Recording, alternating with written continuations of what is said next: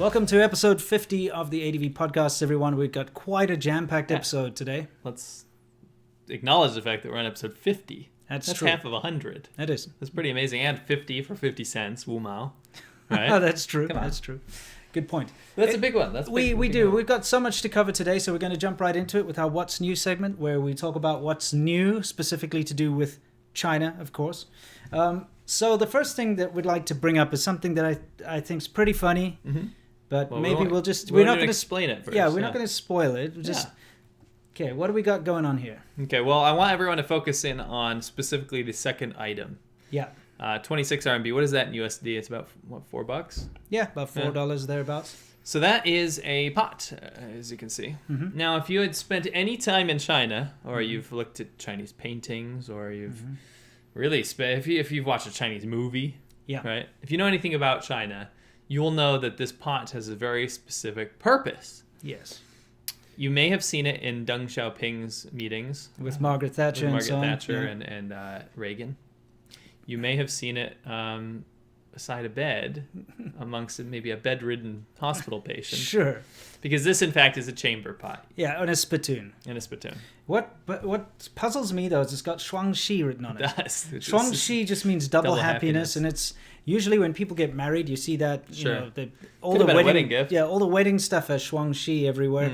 But also one of the most famous brands of cigarettes in China is Shuangxi. You know, have you seen where they sell it in a tin? Yeah. Like the taxi drivers have that. Yeah. So you get something that looks like a massive coffee can. Yeah. But it's just jam-packed with those cigarettes. Which is bizarre. Terrible because they go stale. Well, yeah. So not the rate that they smoke at. No. They'll never go stale. So anyway, a chamber pot is for feces and urine. It's to piss and shit in. Yeah. And this is something that is not as common anymore in China, of course. No, sure. But it's something that's just it's a fixture of Chinese culture, right? Well, spittoon specifically. There's always been, spitting. It's kind of a part of China when you're there. It's an unfortunate thing, but it's seen as healthy. Yeah. And especially in Guangdong, well, actually everywhere. It's Chinese medicine to expel your qi or whatever. And honestly, it's the one thing I could never get used to ever living in China is you wake up in the morning and the apartment walls are not very thick there, so you'll hear it in your apartment, you'll hear it on the street. Everywhere you go, you hear people hocking up loogies. It's also horrible. The pollution. Yeah, I mean, both of our father-in-laws do it too, so when they're over at our house, you'll hear, thank goodness they go to the bathroom at least, but you'll hear from the bathroom every morning, couple times. Thankfully, the young people in China are also embarrassed by this behavior. Yeah, absolutely. So it's changing. But anyway, spittoons. And also, it's mostly, honestly, for a bedpan. A bedpan. Okay, so... so this item was this exact same item, really. Was see, there it is, same one. Yeah, this is what I wanted to bring up. Yeah. You got to be careful on Amazon, guys. Yeah. Amazon, to me, and I think Bezos should pay attention to this. Yeah. It's gotten to the point where I loved Amazon. I don't even want to use it anymore because it's inundated and littered with garbage now. Right. Look at these brand names. Joe. What is that? I know. I have no idea. So anyway, this is being sold for $40 and it's being marketed as it could be a beer holder. One thing, someone there is saying that Discord is a good way to get a hold of us. We don't have a Discord. So maybe there's a fake one out there. Don't listen to anyone saying go to our Discord. We do not have a Discord. We don't even have an account. Yeah. Anyway, sorry. Okay. Let's get back to So this is being marketed as a multifunctional Chinese traditional fruit basket. Yes. Chinese antique fruit basket for kitchen dining table decoration. Yes. Okay. And they've got some examples here where you can see it. If you're going to be in a tropical beach and you want to have ice cold. Yeah, I know. Hope you like ice in your shit. You're literally using a chamber pot to hold your fruit. Do you want some spit? Just imagine you did buy this on Amazon and then a Chinese guest comes over. They'll be like, what are you doing? I know. Well, this is the weird thing. Go back to the original one. Yeah. This is... Actually, go to the second one. Yeah. If you're on Amazon, maybe you're some old lady that likes this crap, right? You're like, I want to have a piece of... This will go well with my china, right? Maybe they buy something like this. The problem is that the sellers are from China. These are all Alibaba crap and Taobao stuff. Yeah. They're selling on Amazon. These are Chinese. There's seminars in China on how to be a Chinese seller for Amazon, right? Yeah. This is not some random Westerner that did this. So I was reading an article about this. I thought it was funny. They were making fun of the people that were like, oh, they didn't even know what this was. Well, Chinese people know. We know too. Yeah. because we had spent time in China, I can see how people would be confused about this, but these are Chinese sellers, guys. Yeah, yeah. So what I think happened was some Westerner that was thinking about selling products like this kind of blanket said this is like a fruit, could be used as a fruit basket or something, and then the supplier in China was they just went with it. Yeah, I mean, look, I just don't like the deception. They're like 1960s Chinese traditional fruit basket. It's not a 1960s traditional, but at least one of them over here is being honest. Yeah, they're like enamel XLO, enamel spittoon, and then Chinese traditional food, antique kitchen dining table decoration. Sure. Whatever. Anyway, we just thought it was kind of hilarious to point that out. But seriously, Amazon's a mess. Yeah. That's a wreck. Don't go and put like your champagne in a spittoon, guys. That's not a good look. No, you could if you like. Anyway, conversations. The next thing we're talking about here is actually quite hilarious. This is a sci-fi magazine, okay, in China, and they had an award for short stories, sci-fi short stories. Sure. Now, sci-fi is a growing genre in China. Remember, they had The Wandering Earth was like the biggest ever movie ever made, like biggest IP, I should say, where it's not just a complete knockoff of something else. Sure. It did wildly well in the Chinese box office, and you can watch it, and it's an interesting watch. I watched it. I didn't enjoy it for various reasons, but I thought it was impressive what they pulled off. Anyway, fact of the matter is it's a growing thing. So now the reason why this is even in our podcast here is it's very telling on how Chinese society works. This guy who was nominated as the winner of the sci-fi short story competition, it's highlighted there, for his short story titled Masterless. Okay? Wuzhu. Yeah, Wuzhu. And basically Masterless is a story about how trucks and buses come to life and start running over people, and that kind of, it might sound familiar. You know why? Because it's a complete plagiarization. Yeah, plagiarization of Stephen King's Trucks. Okay, so the guy basically word for word just copied and pasted Stephen King's, change a few things here and there, short story, and submitted it for this competition and won in this science fiction magazine. And this is not the first time that this guy has done it, and this is not the first time plagiarism has been a big issue. Yeah. So my anthropology lesson over here is that we can learn a lot about Chinese society. And the reason I say that is because this guy gets an award, right? He's had a track record of this in the past. Yeah, he's actually plagiarized Stephen King's a lot, but also like other authors. Yeah. It's not a translation. It's a full-on plagiarization. Sure. We need to make sure that's a word. Yeah. Anyway. He plagiarized. With his plagiarization. Yeah. Okay. The reason I think this is a good lesson to learn is because the people that found this out are Chinese people. Now, I would start the conversation by saying that the reason this happens so rampantly is because in Chinese society, plagiarism and cheating is very, very common, especially in the school system. It's actually what would you say? Like it's looked as a good thing to plagiarize, to take something and improve on it. And to prove, for sure. It's seen as a good thing. Now, it's so rampant that it happens in the TOEFL classes, it happens in the ESL class, it happens in the Gaokao. Professors and give the answers. Their theses and things like that. Is it theses or thesi? Again, we're really messing it up with these words today. Sorry, you never know that we were once English teachers back in the day.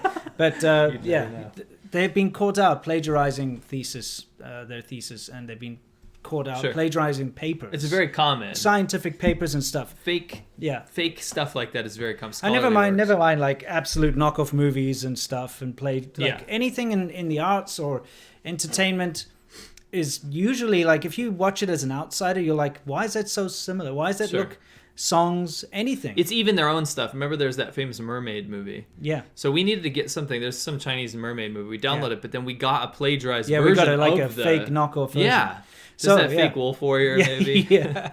But anyway, my point is, it's so widely accepted, and that's why this happens. But my counter to that is that the people that found out about this and were so passionate and so angry at this guy are Chinese people. Yeah. The netizens and the young people that are sick and tired of this culture, because it's the one thing that netizens always get really upset about is they get egg on their face when China as a whole plagiarizes so much stuff, IP theft, brands, movies, shows, all this kind of stuff. They're embarrassed because there's a lot of burgeoning artists and stuff that can't make any headway in China because the plagiarized stuff sells better. Yeah. So they get pissed off and they do the witch hunt and find all this stuff, and they're the ones that point it out. But no netizens in China have real power because they are either fully anonymous because they have to be, or they can't say really anything because they have to tie their ID card to everything they do on the internet. So power to the Chinese people for finding this stuff out and calling it out. The problem is it doesn't get anywhere. Yeah. It doesn't get anywhere. It doesn't. And there's this unfortunate situation in China where plagiarism is more or less encouraged by the government. That's why, they block off all the external apps. When an app starts to do well in China, just for example, say Google Maps is doing incredibly well. It's a bad example, but it's just an example. Google Maps is doing well. Everybody starts to use it. Actually, this was the case because when I, was in China in the beginning, when Google Maps first came out, when GPS was starting to come out on phones and things, because remember, I was in China when that transition went from Java-based, Symbios-based phones into iPhones. The first iPhone was in 2007. Yeah. I was in China since 2006. Sure. I got to see the transition. So things like Google Maps were wildly popular because it was the only one that worked properly and everyone could use it. Everyone starts using it. So what does China do is they block it. Okay, they block all Google services. It's not for security. Yeah. And then Baidu comes along and makes their knockoff Baidu Detour, which was terrible in the beginning. It was bad. Awful. But of course, now they didn't have the competition. They didn't have Google Maps there, which was vastly superior. Because if Google Maps had stayed, everybody would have continued to use Google Maps. They wouldn't have even looked at Baidu Maps. You know why? Google Maps already had Chinese in it. Right. So it's not a language barrier thing. Google Maps already had all the data that was available. But everybody had to choose Baidu Maps. Remember when we went on our bike trips and it was so frustrating because we couldn't use Google Maps? We had to use Baidu and it was a terrible thing. And it would lead you astray and to dead-end roads and stuff. Anyway, so the fact of the matter is Baidu Maps was then allowed to, at its own pace, slowly grow and catch up to Google Maps because it had a massive user base. The whole of China had to start using it. There were a couple of others, of course, but homegrown things. Because the outside intellectual property is blocked in China, it creates a vacuum which can then be taken over by a Chinese company. Yeah, and sometimes it doesn't work out. A good example of that would be Facebook. When Facebook was unblocked, people used it. Yes. A lot of people used it. And then, so when they blocked it, they came out with Renren, right? And that was the domestic version supposed to take it over. And Renren was not popular. It was popular for a flash in the pan moment. Yeah, because it was a patriotic thing to do. Yeah, but it just died off. It did. And what that left a vacuum where other companies made other stuff. Yeah, right? so a bunch of different things. And Weibo and all that stuff took over. But there's no real equivalent for Facebook that existed in China after Renren died. So what I'm saying is this happens with plagiarism and copyright knockoff things too. So if you have a short story that comes out and everyone in China reads it, they're like, wow, that's such a good story. We love it. They don't know that it's actually just a complete knockoff of a Stephen King story, for instance, because all the outside media is more or less blocked off. And if it's not blocked off, it's not translated into Chinese yet or something, so they can get away with it, have been getting away with it for years. People have built their careers on basically knocking off Western IPs when it comes to entertainment. We all know that, of course, any physical product like a shoe or a logo or a design is all copied and knocked off in China anyway. And I've got some hilarious videos where I've gone, that time I went into Dongmen, and this is not like a long time ago. This was 2018. 2018, I went into Dongmen and I filmed in one street 6 different New Balance knockoff shops. New Banlun, all this nonsense. And remember, instead of Playboy was Piano Boy. Piano Boy. That kind of thing. So, we got to do a whole video on that. We will, because it takes no effort to copy the design language and the logos and stuff that have taken years to build up overseas, and tons of R&D and graphic designers and all that kind of crap and test marketing and everything. Markets, They just grab it, use it for their own, and use a McDonald's logo to sell their dumplings or whatever, That's how China works, and it works in the entertainment industry Dongle too. King. Yeah, Dongle King, which isn't a Burger King ripoff. They just sell rice. Yeah, remember that, Dongle King and Texas Boiger. Texas Boiger. Anyway. Somebody says, 为什么你没有用高的地图? Remember 高的? We use 高的地图. Remember, I bought I downloaded a voice pack for it. 高的地图is a competitor for Baidu Maps. We did use that a lot. Remember, make a U-turn ahead. That was 高的地图. So 高的地图also has these hilarious voices, and I downloaded this hot girl voice pack, and it's 今日睡觉. Yeah. And I was like, oh, that's really calming, And I didn't get annoyed by it, but then I downloaded an English voice back, and it goes, "Please slow down," and it would like yell at you like that, like a scary robot. You know, what was the creepiest one was when I was filming Stay Awesome China. Yeah. Our we hired a Chinese cameraman. You know, his name was Lianing, and he's a cool guy. And we used his GPS when we were driving around because we rented cars and I was driving, right? But he had paid for some male voice from like a well-known Chinese, I guess, Schweiger kind of superstar or something. But it was cringe because he'd be like saying things like, "Mani dian ba, mani dian." And then like at the end, when you reach your destination, he's like, "SerpentZA liao liao ah." You know, that kind of thing. So he's basically like saying, it was all like, "I'll talk to you later." You know, and it was all this kind of like weird. But it was kind of like, it was literally like a flirting Chinese pop star type thing that he had on his phone, and he's a guy, and it was just cringe because you know he obviously appreciates this guy very much, likes him as his favorite star. No, oh, he wasn't gay. That's the thing. That's why it's cringe. Yeah, so it was cringe because it's basically this guy flirting with everyone in the car as you're driving around. And it's not like turn left or whatever. It's like, it's kind of like, you know, you should turn left now, but like in this kind of like smoky voice and stuff. Yeah, I mean, that's that hot girl one that I had was an actress. She was like, "So you guai," but it wasn't like a conversation. It was just kind of like sexy or whatever. It was really funny, but the fact that he had all these like conversational bits that he'd say to you, you know. Yeah, that's hilarious. Yeah. Anyway, let's keep going. There's a couple things to put in here. It's a real treat of an episode, guys. A real treat. Hua Chunying, she is not super happy with me right now. I'll tell you this. Nope. We've just by the fact that she blocked you on Twitter, we've confirmed that she is aware of us. Must be. And after I did my Wolf Wanker diplomacy video where I just ripped them to shreds, and then we found out that what's his name, Zhao Lijian, was following gay porn on Twitter. Yeah. We just don't have a good track record with the Wolf Wanker diplomats. No, we don't. To be fair, it's their fault for being such a-holes. Yeah.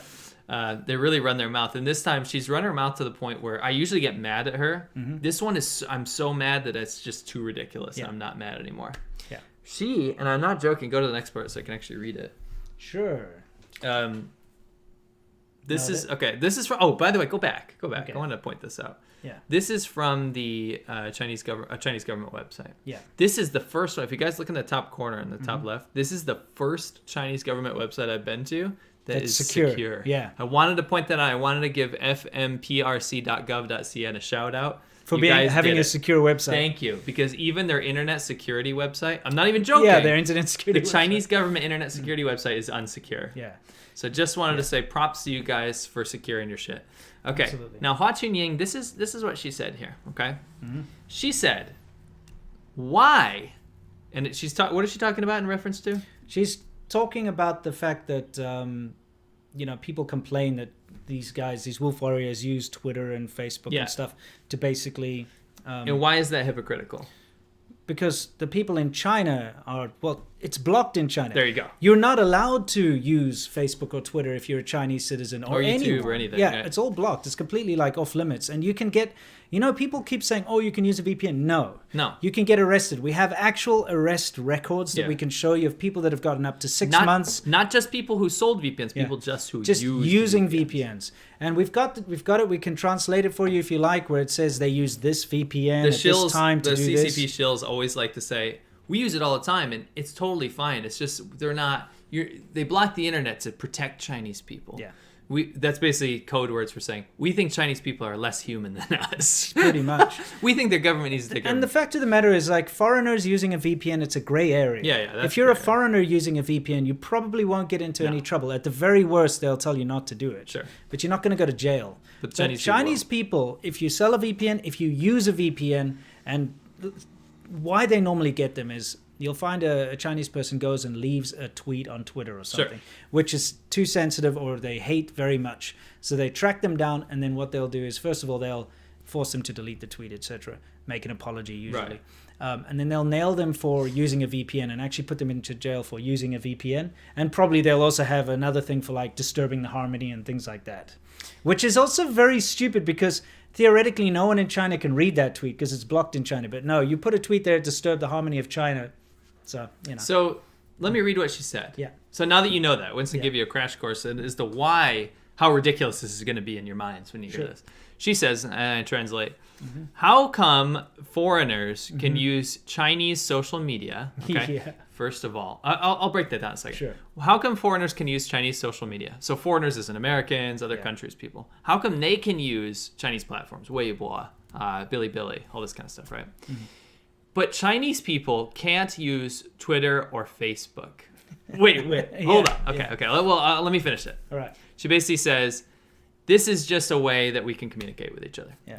So she literally says, why can foreigners... Yeah, it's unfair. Yeah, it's unfair. Why can you guys use our platforms, first of all, to use one of these platforms? If I was to post on Bilibili, which I would not be allowed to, by the way, you would first need to be very proficient in Chinese. You have to take a test. Yes, they've got an actual test. Yes, a test. Even difficult for Chinese people to pass. Yeah. I remember my wife was trying to sign up to post something, and she failed a couple times. Right.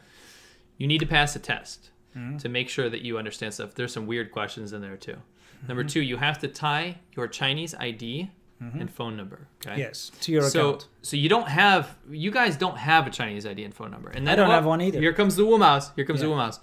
No, there's some of the websites let you use foreign IDs. You have to tie your passport and foreign ID and sometimes your Chinese visa to be able to do this. And you have to be regulated and make sure that the governing board is making sure that your stream is okay after you get approved. Yeah. So all of these things. So for all intents and purposes, as a foreigner, you can't join these Chinese services. Even just to join up with WeChat or any of these, you need to have a Chinese phone number that's verified. Sure. Okay. Well, WeChat, you can use the international version. If you use it, I'm talking about the Chinese version, which is what they care about. This is what they're talking about. If you use it has to be tied to your phone number. And these days in China, your phone number has to be tied to your passport or your ID. You can't just buy a number in the past like you could. No. There's no burner phones. No. When you go in to buy a pay-as-you-go number, you have to supply, and they make a copy of your passport. Those are the good old days. Remember those old days? Had like 8 SIM cards. Yeah, exactly. Wow. Anyway, then she goes on to say, but why can't Chinese people use Facebook and Twitter? Yeah. Just the absolute hypocrisy. The state, one of the foreign spokespeople for the Chinese government, the CCP, said, how come we Chinese people can't use Facebook or Twitter? Yeah. The government, speaking on behalf of the government, that blocks those two things in China. You know what I think she's probably meaning is, why can't our government use it? It's not the people, obviously. They can, too. Yeah. But people are criticizing it, as am I. Yeah. Why should a governing body that blocks those services be allowed to use them to trumpet and portray soft power from that authoritarian dictatorship? Yeah, exactly. Would you let Nazi Germany in today's day, have social media accounts? And then in Nazi Germany, they block them for their own citizens? It's kind of like Nazi Germany saying to their citizens, none of you are allowed to possess US dollars. Yeah. But then go and say, like, why can't we have US dollars? You're allowed to have our Deutschmarks or whatever, something like that. It's dumb. Guys, like you're saying, it's just a hypocrisy thing. Go back to your picture so we have reference so that people understand who we're talking about. You really have to understand how ridiculous this is. And this is part of China and the CCP using our own social media and our own media against us. And I'm not saying us as in the West. I'm saying us as in the rest of the world. Okay? Yeah. Because she's trying to pull this whole tit for tat thing, this whole thing. I am surprised she didn't say it was racist, to be honest. That we can't use Facebook and Twitter. She's so close. She's getting so close. Super close. But this is what's happening, is they use our stuff for their own benefits, don't allow... The Chinese government, by the way. Obviously the Chinese government. Don't confuse China and the Chinese government. We're talking about Chinese government. They use our own tools against us, but do not allow our tools into their country. And of course, we cannot use their tools against them. We cannot go into China on Weibo and say the Chinese government is racist. We can't do that. It'll be deleted. We can't say Xi Jinping sucks. But you see all over social media, you will see of the West. Yeah, you will see these same people saying, terrible things about the leadership of all different countries. She promotes the genocide of Muslim minorities. Of course. You have a person on Twitter, literally speaking on behalf of a government, saying genocide is good. Yeah. That's what's happening here. They insult the Indian government, the Indian people. They insult the American government. Really the matters. American people. They insult Taiwan, Taiwanese government, Taiwanese people. They insult delegitimize them. Every other nation Vietnam, you name it. Anything near China, anything to ever have anything to do with China, African leaders. Anyone says anything about China that they don't like, they will go out there and insult them and put caricatures and share Global Times articles with pictures of Trump or Biden or whoever is in power at the time in this ridiculous way. Yet you cannot go into Chinese social media and post one picture of Winnie the Pooh as President Xi. Not President, Chairman, Dictator Xi. Or even meaningful discussion. Yeah. They just passed, I hate saying they, the CCP just passed a law that says if you even make one comment now, if you commentate on anything now in social media about news, about current events, about politics, about military, or really anything other than food and leisure and travel, right? Then you have to have a license from the CCP, given by the CCP, right? So even normal people that already were tied into this whole dystopian bullshit system where they're constantly monitored on the internet. Every website in China will have a thing. It's like the CCP license, basically. You personally need to have that license to commentate on stuff like this anymore. And that's why we're seeing such a lack of discourse. Winston and I love to read through Chinese internet forums and Zhihu and all this stuff because we like to stay on top of these things. And it's getting even worse than it used to be. It's so distilled into almost nothing anymore. Yeah, it's insane. So anyway, that's why you saw Clubhouse and stuff blow up, and then they took it down so quickly. But Hua Chunying, you are just unbelievable. Absolutely, you're unbelievable. Well, Chinese government CCP, you're unbelievable. Yeah, you're unbelievable. No, you are an effing moron. Yeah, that doesn't even rhyme, though, does it? No. Anyway, shall we do a couple of super chats before we move on to our main topic? We got a big one, guys. Oh yeah, this is. We're not gonna say breaking because this is about a year of research. I think we've uncovered something very big, which pretty much proves that the WHO's investigation into the origins of the coronavirus is just a big sham. We can say it makes it incredibly shaky. Yeah. So let's do the Sorry, Jose Malukas. He said before the show, "Hi Winston and Seamil, keep it up. Excellent content like always. I went through, I guess he means I went through economic struggle like a lot of people. Much better now, and I got new work. Greetings from Spain." Oh, congratulations, mate. I'm always happy to hear that people bounce back.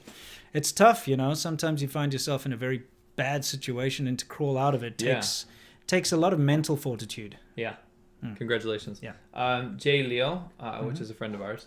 Winston is a fellow Angeleno and YouTuber. Can you call Paul Barbato from Geography Now and help on his next episode, South Africa, and appear here?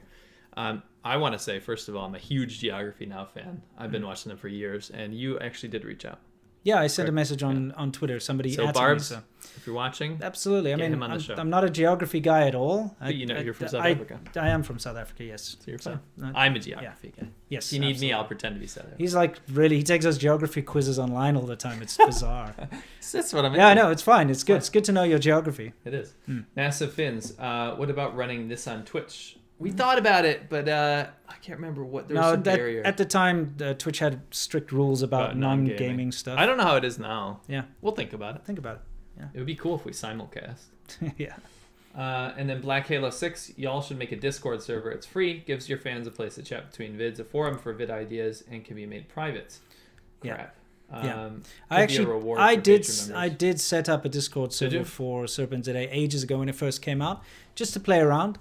And I found it to be too much maintenance for me to be able to run the Discord server and all the social media stuff that, at the time I was a one-man team. Now we work together, but at the same time, we have got too much on our plate to also run a Discord server. But we're not discounting doing it. If we're going to do it, it'll be one central thing for like all our channels, basically.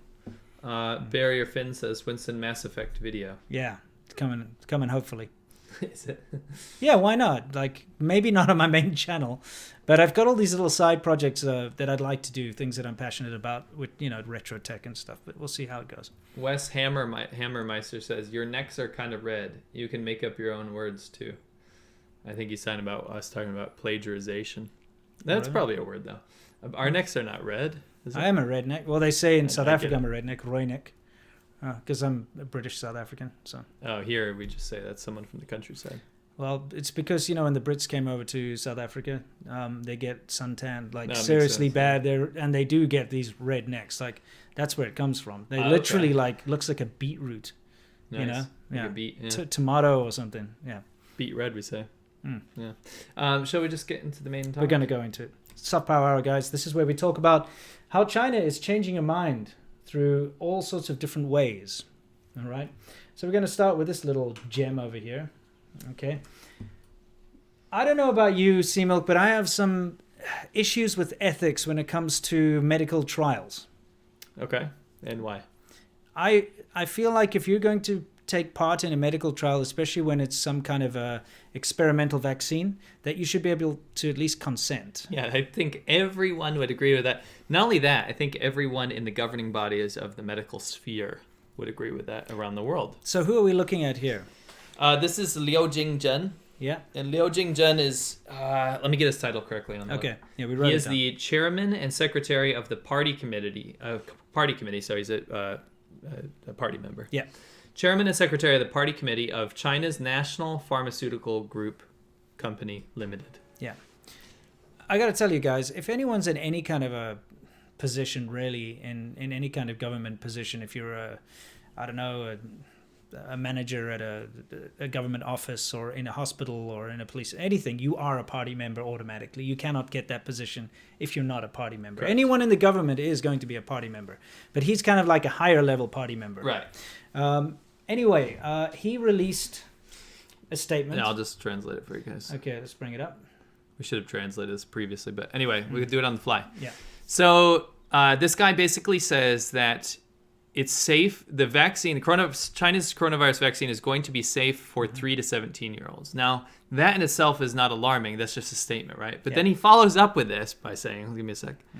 He follows up by saying that the trials, the clinical trials for the 3 to 17-year-olds were successful, and they were not really different from the 18 to 59-year-old trials. Yeah. So in that statement, he's just not insinuated. He said that 3 to 17-year-olds were part of clinical trials for the coronavirus vaccine. Yeah. 3-year-olds. 3-year-olds. Yeah. And this is something I want everyone to get. You can go on a spiel about that. By the way, the source of this is a Chinese government website. Oh, it seems safe between 3 to 17-year-olds because the clinical trials on 3 to 17-year-olds proved no big issues. Now, why would anyone allow their 3-year-old child to be part of a clinical trial for an untested vaccine? You got to either be very immoral or someone who only cares about money and not care about your children. I certainly wouldn't allow my child to be part of that trial. Yeah, but you understand that a lot of these people are very undereducated, right? This lost generation of people. So if they're taking care of a 3-year-old, right? Yeah. Hypothetically, they don't know what the potential fallback from this is. Yeah. They don't understand. I mean, you have an entire generation of people that barely went to school. I mean, look, I do actually understand it. And the reason, again, I'm going to pull this out, I used to train doctors, okay? My wife is a doctor, a Chinese doctor. But just the experience that both of you and I have had going to hospitals and stuff is there's a huge amount of ignorance behind how medicine works. Sure. And the reason I say this is that antibiotics is used as a cure-all for everything. I say this every time, but when I broke my knee, they gave me antibiotics. Yeah, they gave you because you broke your knee. And I didn't have an infection. No, you just broken it. Yeah. That's the thing. When I went as part of when I was training the doctors for the Universiade in Shenzhen, it was this big event. It was kind of like the Olympics, but for universities.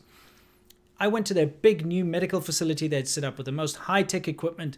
They had this massive big x-ray machine they put me on, and you lie there and it moves you around and like scans your entire body for breaks in your bones and stuff. CT scan, yeah. It was weird. It wasn't like you lie in like a plate, and the plate moves backwards and sideways. Oh, it's like it an was X-ray, but it was a very fancy one. They had all the fanciest, best equipment ever. I went in there to pretend that I had a sprained ankle. That was my whole thing. And because the whole point is they're supposed to be dealing with international athletes. Sure. So I had to pretend I can't speak Chinese, right? And I went to the doctors and I'm coming, my foot hurts, etc. So they put me on this x-ray machine. They take me and sit me down with the doctor to consult me. And he tries in his very poor English to figure out what's going on. Guess what he gave me for my sprained ankle? Antibiotics. He gave me antibiotics. Yeah. And I was like, first of all, I was allergic to that particular antibiotic that he gave me. Right. And second of all, you don't need antibiotics to treat a sprained ankle. No shit. But China just drifts by on luck, because during the Universiade, the only thing that happened was one of the athletes got heat stroke. That was it. Because if anyone had actually been injured and been treated by these doctors, and you could say it's a failure on my point because I was training them, I was doing these massive intensive training courses with all the hospitals around the city. It was a huge thing that I had to do. But the fact of the matter is that they messed up something that simple, giving me an antibiotic that I'm allergic to for something that doesn't need an antibiotic. It just blew my mind. But here's the thing, guys. Antibiotics are so abused that you'll get a middle-aged woman going in. I've seen it a lot of times, and my wife's told me about this a lot, and the other doctors too. Will go in there with a cold, and she'll be like, give me antibiotics. Cold. Yeah, give me antibiotics. Yeah. And they'll be like, okay, but it's not good for you. Give it to me. Okay, fine. And they're cheap. They cost like 10 RMB or 5 RMB. Less, and then, 2 RMB, and you get a bag, an IV bag, and you go sit on one of those wooden chairs. Yeah. Okay, you know those terrible things. Sit in a wooden chair. In public, in front of the window, so everyone sees you getting your IV. With an IV drip of antibiotics.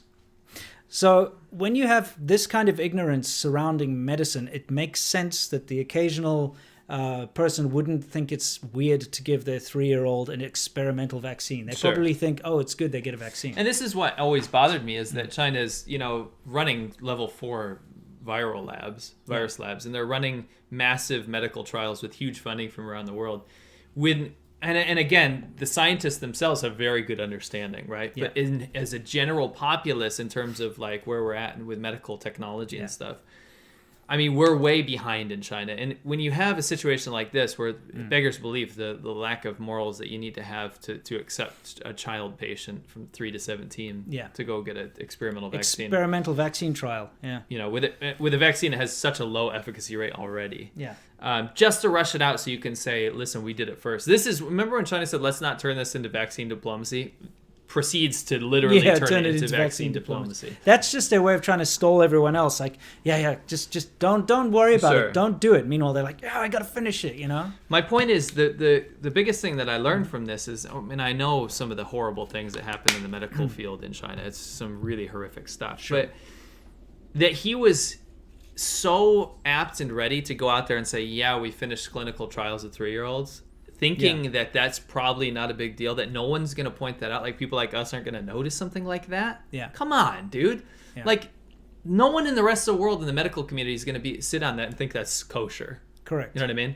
And that leads us into something else. Yeah. That we're going to, I'll be honest with you, this might be the last time we talk about this whole coronavirus thing, because the ball's in the rest of the world's court at this point. Yeah. But this is the last thing we'll hand to you on a silver platter, okay? Yeah. Let's remind you guys, first of all, what happened here. WHO gets 1 year. China gets 1 year, right? They get 1 year to clean everything up or do whatever they want to do. They stalled the WHO for 1 entire year because the WHO needs to get into Wuhan and figure out why coronavirus happened, why COVID-19 happened. Simple as that, right? They get a whole year. Finally, Peter Daszak goes in he leads the investigation team in Wuhan. They go into the lab. They go into the wet market. The wet market has already been cleaned completely. The animals that were being sold there are not being sold there anymore. They did swab tests of these animals, and they're like, yep, no coronavirus on these. Right? Sure. Because at the end of the day, China's been pushing the narrative that coronavirus didn't start in China. And we pointed it out last week, and everybody has to understand this. Peter Daszak guy was the only US-based representative to be part of this investigation team.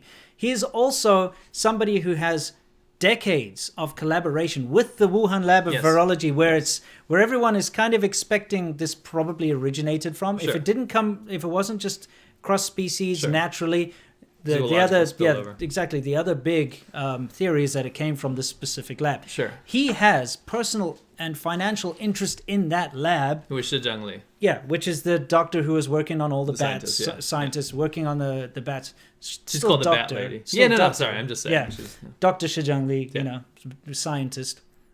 Anyway, you can be called doctor if you're a doctorate in mathematician. I'm aware. I just didn't want people to think she was like a medical doctor. No, she's not. Yeah. Okay. Anyway, the fact of the matter is, this guy worked with her and has a lot of personal ties to everyone involved, and that's why, first of all, he shouldn't have been on this trip because of those personal ties. It's a conflict of interest. Yeah. He cannot be like open and fair and objective and independent when it comes to his investigation, because he's basically 15 years with Shi Zhengli. He's basically going to his friend's house and going in there and saying like, hey, I'm supposed to like look for drugs in your house, but Yeah, we're cool. We're cool. Don't worry about it. I know I can see them all over Sure. there. Just quickly put them away. Put them away. I won't tell anyone.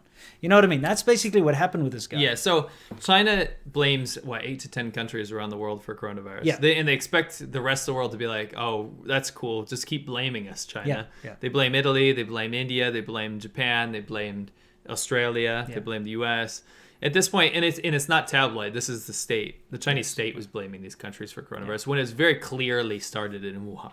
Right, Yeah, let's be absolutely. totally That's where it honest came here. from. It's gotten to the point where it's become almost prejudice or racist to insinuate that it came from Wuhan, Yeah. which baffles me because it's just scientific evidence at this point. It doesn't baffle me. It shows you once again how the CCP is using Western social media Sure. and Western media against the West. They've Right. turned this on its head Right. and somehow insinuated, like you said, that it's racist to say that the virus originated from the place that it originated in. Right. And at the same time, it's totally okay to say the UK strain or the South African strain or whatever. That's totally fine. The thing is, and I'm not even talking about on a personal level. Like, let's say we're just two blokes chatting about coronavirus, and we're Yeah. like, "Yeah, I hear that came from Wuhan." That's not what I'm talking about. Yeah. If you want to go out there and be like a social justice warrior or something, and say, "Listen, we shouldn't say that it came from there because it damages Asian people or something," right? Yeah. Okay. That's fine. That's up to you. The real importance of this is it's become prejudice and inappropriate to say that it came from Wuhan in the medical and scientific field. Yeah. When you insinuate as a scientist with tons of collaborative effort Yeah. from other scientists that are putting out research papers that are coming out like wildfire right now, by the way. Yeah. Yeah. Because there's people that are just baffled at this investigation. Actual scientists that can break down DNA. Sure. Right. They're coming together saying, like, listen, they can't get any headway because the media won't touch it. They can't get funding. They can't do any of this stuff because people are too scared to say that it came from Wuhan in the scientific field, Well, right?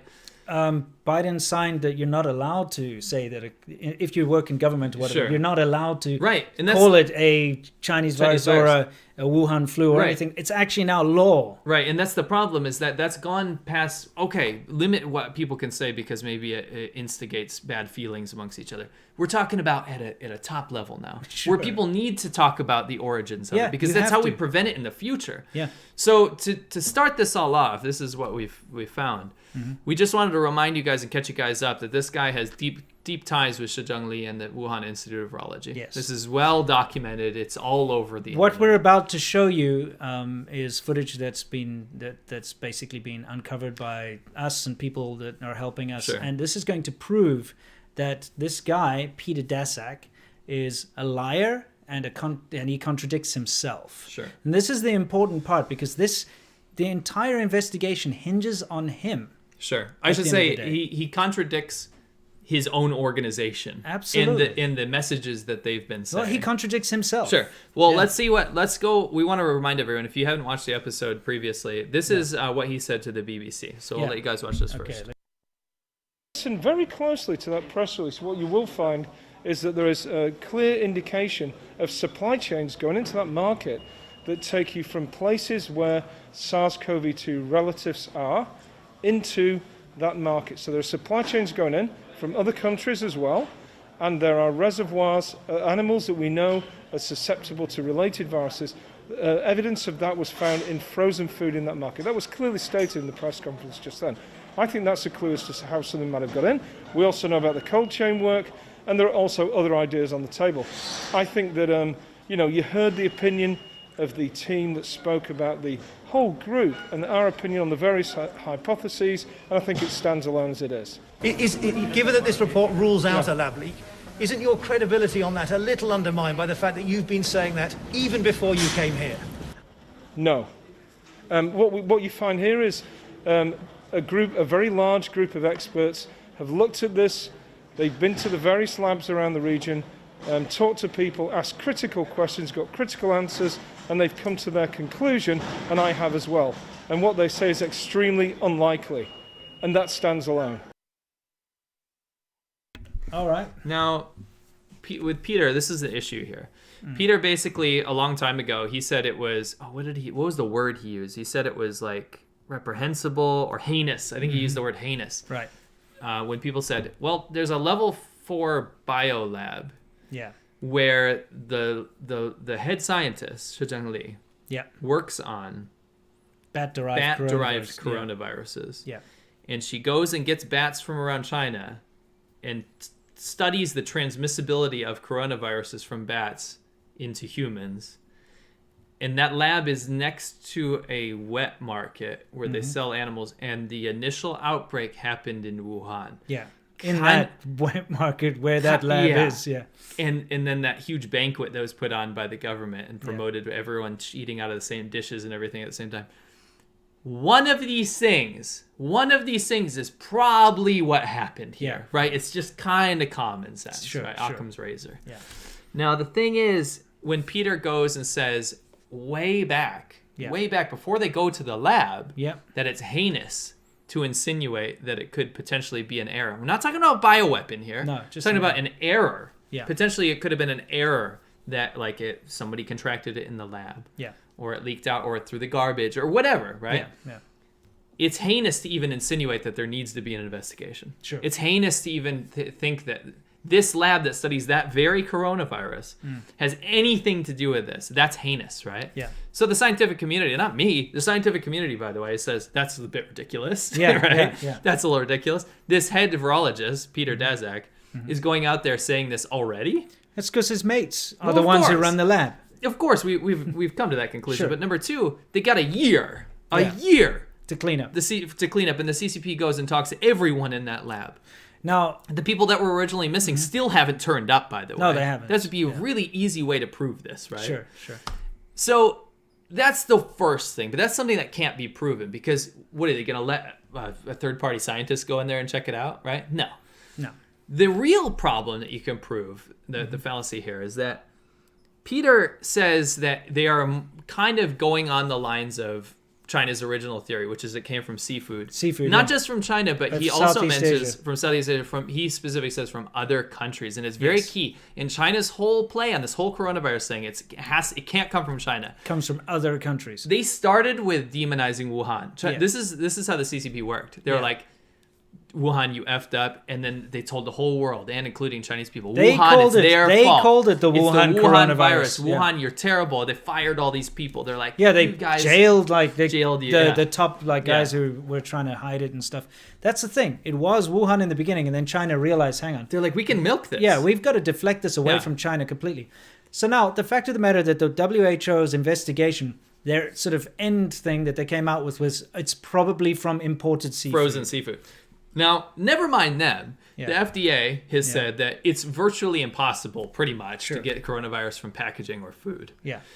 It's just not how it spreads. It's a respiratory illness, right? And you get it through what me and you are doing right now. There's flecks of spit that are going into each other's mouths. It sounds gross, but that's what's happening, and that's how you get coronavirus, pretty much. Human beings are disgusting. They are. Now, the WHO themselves back in August said there is no evidence that coronavirus is being transmitted by food, okay? Yeah. And also, the WHO at this point they're pretty staunch on where this kind of came from. Yeah. Okay. Yeah. They're like, this is just not how it's going to be. They don't want people freaking out over this, handling food and stuff. There's enough paranoia surrounding this. The scientific community basically said this is respiratory, right? Yeah. Now, Peter, after the entire investigation, without any evidence, because they swabbed all the animals, came to the conclusion it's probably we're looking into this supply chains of frozen food. Yeah. After they've already said that that's not the case, and multiple governing bodies around the world have said the same thing. If you go to the next slide, it gets even more damning. Yeah, let's do it. So this is an interview with Peter. I believe this was maybe March or something, but anyways, in 2020. Okay. Yeah. And he got his grant suspended for the research he was doing. Okay. Yeah. Now Peter and the WHO.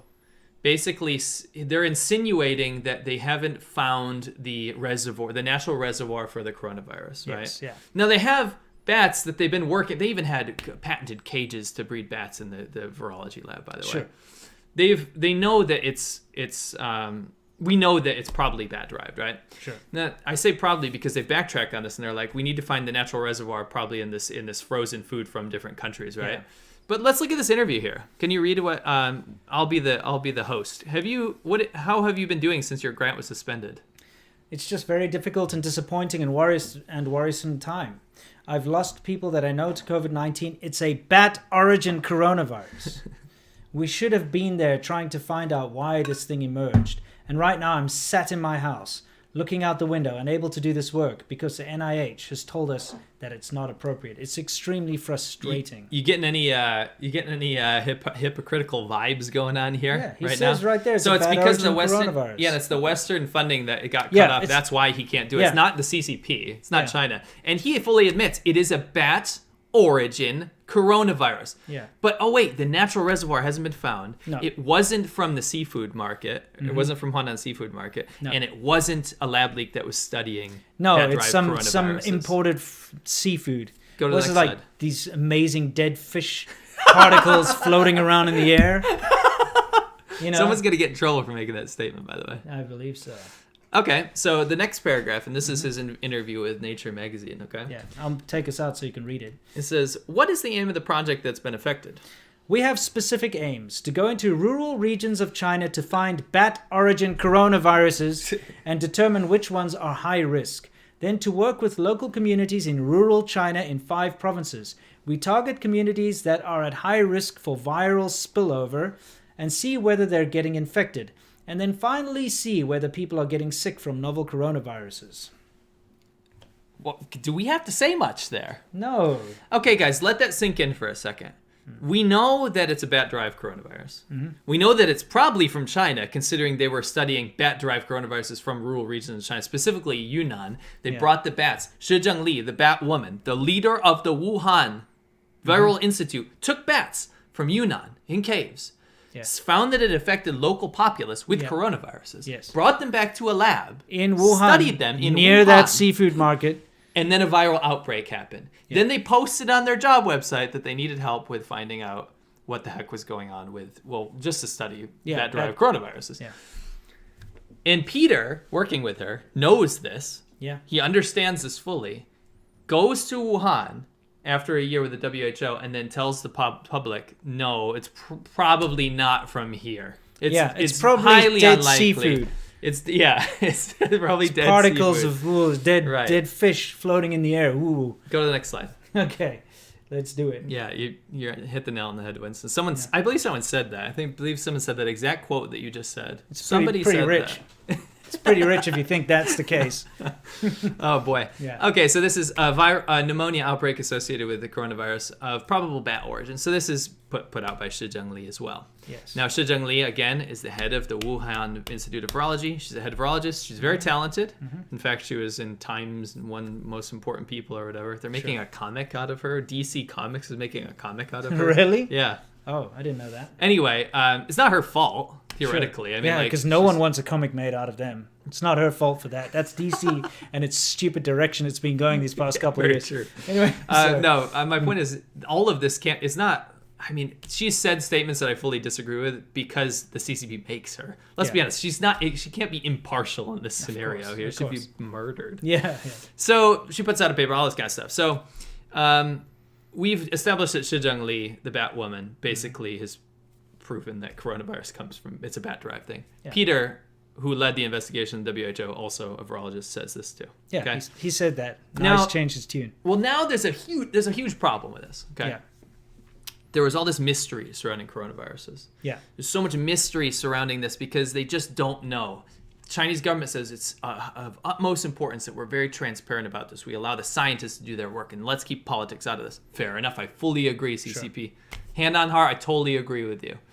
Unfortunately, that's just not the way it's gone. No. You didn't let anyone in. You didn't let private investigators in. You didn't let scientists come and do samples. You didn't let people talk to the virologists in the virology community around the world, except for the people that you bought out. Yeah. And that is my conclusion of this, is that the CCP bought out the WHO, and we saw that with Tedros. Yeah.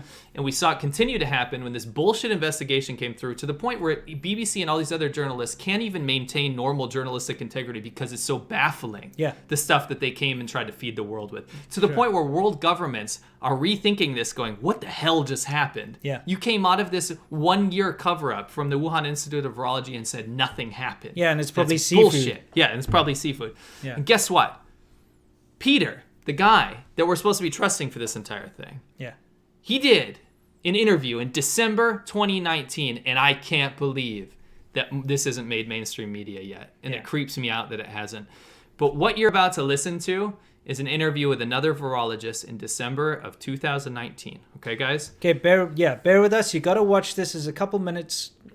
Please watch this. But let me just say, it's going to need no explanation if you listen very carefully. This is weeks before the coronavirus pandemic. And what I want to say is this is not him saying he knew that like this is going to happen in Wuhan and like this is a predetermined thing. Yeah. This shows you how much is known. When the whole scientific community talks about how dangerous coronaviruses are, how they can be manipulated, and then the WHO and a lot of people surrounding this whole Chinese propaganda thing says, no, everything's under control. It's tightly locked down. There's no human-to-human transmissibility. Sure. It's even difficult to manipulate, like this kind of stuff. Keep all of these things in mind when you listen to his interview weeks before the pandemic. And also keep in mind that this is the guy who says it's probably like frozen food coming from another country. Right. All right, let's hit it. SARS coronavirus emerged from a wildlife market and was the first pandemic of this century. So it's a big event. So we started to trace back from the wildlife market which species carried the virus that came into those markets. We found that it was bats, not civets was the original idea. Right. So then we started looking, where did they come from? And we went out to southern China and did surveillance of bats across southern China. And we've now found, after 6 or 7 years of doing this, over 100 new SARS-related coronaviruses, very close to SARS. Some of them get into human cells in the lab. Some of them can cause SARS disease in humanized mouse models and are treatable with therapeutic monoclonals, and you can't vaccinate against them with the vaccine. So these are a clear and present danger. Yeah. We've even found people with antibodies in Yunnan to SARS-related coronaviruses. So there's human exposure. Right. We're now doing surveillance. We're just beginning another 5 years of work to look at cohorts in southern China to say, well, how frequent does this spillover happen, and is it associated with disease? Because I expect, just like Nipah in Bangladesh, there are dozens and dozens of small spillovers going on the planet at any one time, which we just never see. Sure. Yeah, they never amplify. There are a few cases, and they're just absorbed in the illness, the overall illness of the population, right? Now, you could say, so who cares? And that's one argument. But our strategy is any one of those could become pandemic. There's a lot of stochasticity in what happens then. Yeah. So if we look at all of them, understand patterns, try and reduce the number of spillover events, we've got, But if you're saying these are diverse coronaviruses and you can't vaccinate against them, there are no antivirals, what do we do? Well, so I think that coronaviruses are pretty good. I mean, you're a virologist, you know all this stuff, but you can manipulate them in the lab pretty easily. It's just spike protein drives a lot of what happens with the coronavirus, zoonotic risk.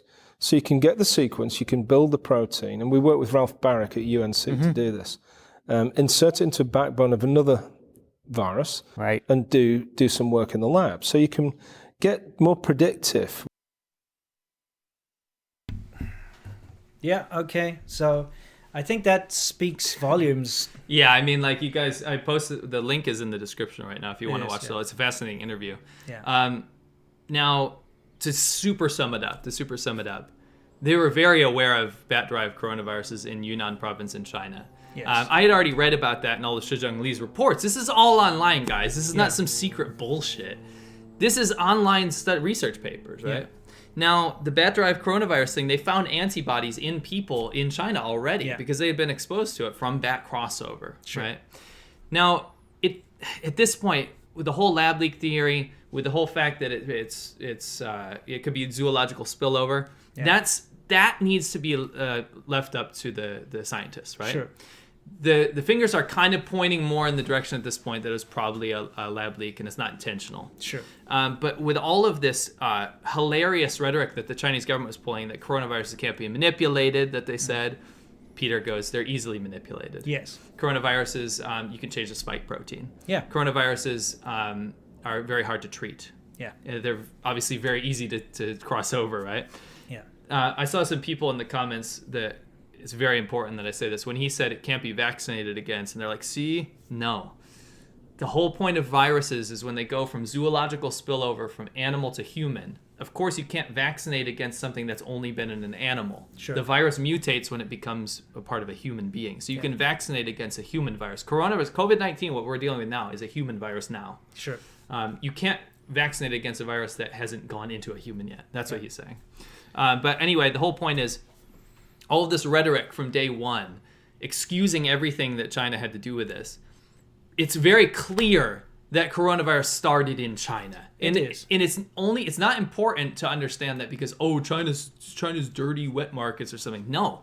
The point is that we have to understand where the reservoirs are, how they come and have zoological spillover, and how they're being manipulated in labs where we don't necessarily have the best diplomatic ties with. Sure. Right? You can't have this massive super lab where people who are clearly bought out by China are the only people allowed to see what's going on. That's inhumane. One thing I'd like to point out is right in the beginning of that particular segment we showed, he talks about how they traced back the original SARS coronavirus. Sure. Now, SARS, when it broke out, I was in China for the second outbreak of SARS, and it shook the world.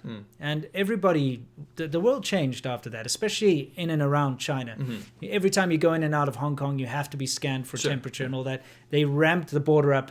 The health stuff at the border big time, and it's permanently there now, and it always has been. Before that, it wasn't. You could just walk in and out type thing. Sure. Now, there's no issue with him talking about the fact that SARS originated in China and the fact that they traced it, because back then it wasn't this whole like political thing where they have to save face and not allow anyone to know that it came from China. They traced it from the wet markets, as he said, thinking that it was in civets or other things. They traced it all the way and found that it came from bats, most probably. Probably in Yunnan. Yeah. And so you can see there was actual science at work there. And the Wuhan Institute of Virology was studying that very thing in Wuhan. And that's fine. The problem is, now that it's all political, you've got these bullshit politics getting in the way of actual science that could have saved a hell of a lot of lives by Millions. now. That's the thing that people don't understand, is this stonewalling by the Chinese government. Never mind the fact they tried to cover it up in the beginning, which aided and allowed it to spread around the world and infect everyone. If we even take that out of the picture, if scientists from around the world were actually allowed to go into ground zero and figure things out right when it happened, right when the pandemic started to hit around the world, this could have been dealt with much quicker. A vaccine could have come out a lot quicker. People would have actually been able to work on this and be educated about this. We wouldn't have all this bullshit out there right now about anti-maskers and Trump's bad and this is bad and this is bad and what. It would have been like, guys, we actually have a pandemic that we have to deal with. The world comes together. Let's go find out. Let's find out where in China it came from, how it happened. Sure. Let's work on fixing the problem. But we've been stonewalled for over a year. I mean, that's the thing, is that the majority of the conversation, like, I'll be totally honest with you, if you're talking about world leadership, Trump did a horrific job with controlling the initial outbreak of the pandemic. And guess what? It shouldn't have ever gotten to that point. Because science could have been on top of this. No excuses, but everyone did a terrible job. That's my point. Because they weren't... it's my country, that's why I said that. Everyone did a terrible job because this could have been prevented from day one. People were not educated, That's the problem. Pissing me off. Yeah, it was a terrible situation. It could have been prevented and it could have been dealt with quicker. And now China's trying to pretend that this is something that just came out of the ether, that just appeared from some other country through seafood. But it works perfectly, because this is a great litmus test. Yeah. People talking about Fauci, talking about Biden, talking about Trump, talking about the leadership of this and this. This worked. Yeah. If you're even mentioning Fauci and you're mentioning Trump or Biden or whatever, like Who's Fauci? The medical dude. Oh, that guy. If you're mentioning the Democrats versus the Republicans, and you're turning this into this, because there's a war going on right now. Yeah. China won, dude. Yeah. They won. They got you. Don't mention that crap. You mentioned the CCP. The CCP won, though, because you're bickering about this like it's a partisan issue. Yeah. You're literally doing exactly what was meant to happen. And that's why Winston and I are both completely bipartisan when we talk about the human rights atrocities of China. Yeah. And the reason we are is because it has nothing to do with domestic politics right now. It's got absolutely nothing to do with Republicans, Democrats. No, it's slowly going to become an ANC, issue. or whatever. Yeah. The reason we make this a bipartisan issue, or I should say a non-partisan issue, is because you guys are turning this, a lot of the American populace and a lot of the world populace, really, global, are turning this into a domestic bickering session. Yes. And that's exactly what the Chinese government wants to happen, because it takes the blame off of the original source. Yeah. blaming China is not blaming China. Blaming the CCP for initial cover-up is justified. Yes. Blaming them for what they do with the Uyghur genocide right now. Blaming them for cutting off their populace and not allowing them to join a global narrative with complete censorship and control. Yeah. Blaming them for the unbelievable treatment of prisoners in black jails and things like this. Sure. Blaming them for rampant racism that they have within their borders. Yeah. Blaming them for the way that they manipulate other vulnerable dictatorships around the world in countries that are susceptible to this kind of stuff. Blaming them for funding the drug trade, blaming them for funding weapons trade. Yeah, for making all of fentanyl. these things. Yeah. All of these things, right? Those are justified. Those are justified things against China, but the CCP. The China, CCP. the CCP, yeah. But when I see it devolve into red versus blue, like Democrat versus Republican, you lost. You lost. Yeah, China won. China won. The Chinese government won. Yeah. So that's why we never bring it into local politics here. But anyway, take that as you will, guys. We'll leave sources in the description. I can't believe people hadn't brought that up. I saw some people that were sharing it in the scientific community. That's what caught my eye. Yeah. But there's a lot of good stuff. A lot of research you guys need to do on your own. A really good research paper came out of Germany the other day. Yeah. And a ton of other stuff is going around the scientific sphere right now that's doing the work that the WHO is trying to sweep under the rug right now. Yeah. And these are scientists. This is not political. Right? Yeah. Keep your eye on science. Follow what the CCP said. This must be a scientific issue, and you should be transparent about it. And also just follow people that aren't in the pocket of the CCP. Correct. Like this Peter Daszak. Yeah. Who's an atrocious human being. At this point, I mean, unless he comes out and says, like, listen, this just took a lot of time, but we found this and this and this, and then it turns out to be because he sounds perfectly reasonable in that interview where he's talking about the dangers of the coronavirus, and then all of a sudden, because he's smart, he knows what he's doing. Yeah, and then all of a sudden, oh, it's the West's fault. China did nothing wrong. Or it's Southeast Asia's fault. Southeast, it's other countries. You're heinous for even insinuating anything. He's a heinous man. He takes grant money from the UK, the US, and China. He takes money from everyone. But of course, he puts China first. That's the problem, is that all of this would have been fine. Grant money's fine. Studying viruses is good. That's a good thing. But when there needs to be a conclusion to the story, and you're the barrier in allowing that to happen, because let's be honest, like, he'd be screwed if he told the truth. No, or of if course. I shouldn't say tell this, if he was more transparent than he's being, Yeah. then he'd be screwed. I get it. But if you're that barrier, there's a problem. Yeah. There's a big problem there. Right now, it's incredibly difficult for anyone who has any kind of vested interest in China to talk anything other than good things about China. It's just the way it is. Look at the NBA or anything. Sure. That's what China wants. They're exerting so much pressure, and they're almost forcing people to self-censor because they know that if they don't censor themselves, they're going to get cut off. And that's the thing. China doesn't play fair. The CCP, Correct. China, doesn't play fair. And that's what we're seeing. And that's why the world has to suffer because of this egomaniacal government, really, that's going out there and causing all this nonsense. To save face. Yeah. That's what it is. It is. So, Anyway. Yeah. Forget about the particles of dead fish floating around the air. Woo, nonsense. And let's get on to some super chats. Sounds good. Yeah. I'm going to move this. Okay. So sorry, JPN says, with an article pointing out that a group of stans, i.e. stalker fans, helped get Gina Carano fired from Star Wars, and info of all possible coordinated efforts from within Lucasfilm, has Disney embraced the 50 Cent Army Wu-Mao tactics? I think cancel culture is just something that the Wu-Mao 50 Cent Army takes advantage of. Yeah, They didn't create it. They didn't create it, but they love it. They love it. So that's why you'll see so many people trying to call me racist and so on. It's because they tried that in order to cancel me. Because the opinion and experiences my opinions and experiences and your opinions and your experiences are the kind of opinions and experiences that the CCP does not want out there. Okay? Because we've seen things with our own eyes. We've experienced things, and our opinions are based on, more than a decade living in China. And when we say something that's something the CCP doesn't want, they have to stop us somehow. And they've learned from this cancel culture, political correct nonsense out there, how to do it. So they've tried everything. They've tried absolutely everything. And, the go-to one is to just call me racist and call you racist and stuff. And it's not working, thankfully, because there are enough reasonable people like yourselves out there that can see through these stupid accusations. When a huge chunk of your followers and the people that follow us are actually Chinese people, it's not a good look when you call us racist against Chinese people, you dumbasses. Yeah, exactly. So, this cancel culture thing, we're going to see the 50 Cent Army ramping up more and more, trying their best to use it as a tool. They don't believe in it, but they use it as a tool. Yes. Yeah. Tech Tree says, big fan from England. What do you think of Boris Johnson's new policy to protect free speech in UK universities? Don't know anything about it, actually. Yeah. Haven't been keeping... Can look into it, though, for sure. I'm all for free speech. Yeah, I know he likes to ride bicycles. Yeah, he's got some weird hair. Yeah. He uses a shampoo and a blue tube, he says. Does he? And he uses it to wash his whole body, apparently. Okay. That's one thing I know. What is wrong with you that you know these things? It just came up yesterday on something. It was funny. All right. Okay. Mike S., thank you. The person with no name with a cool Hanya mask.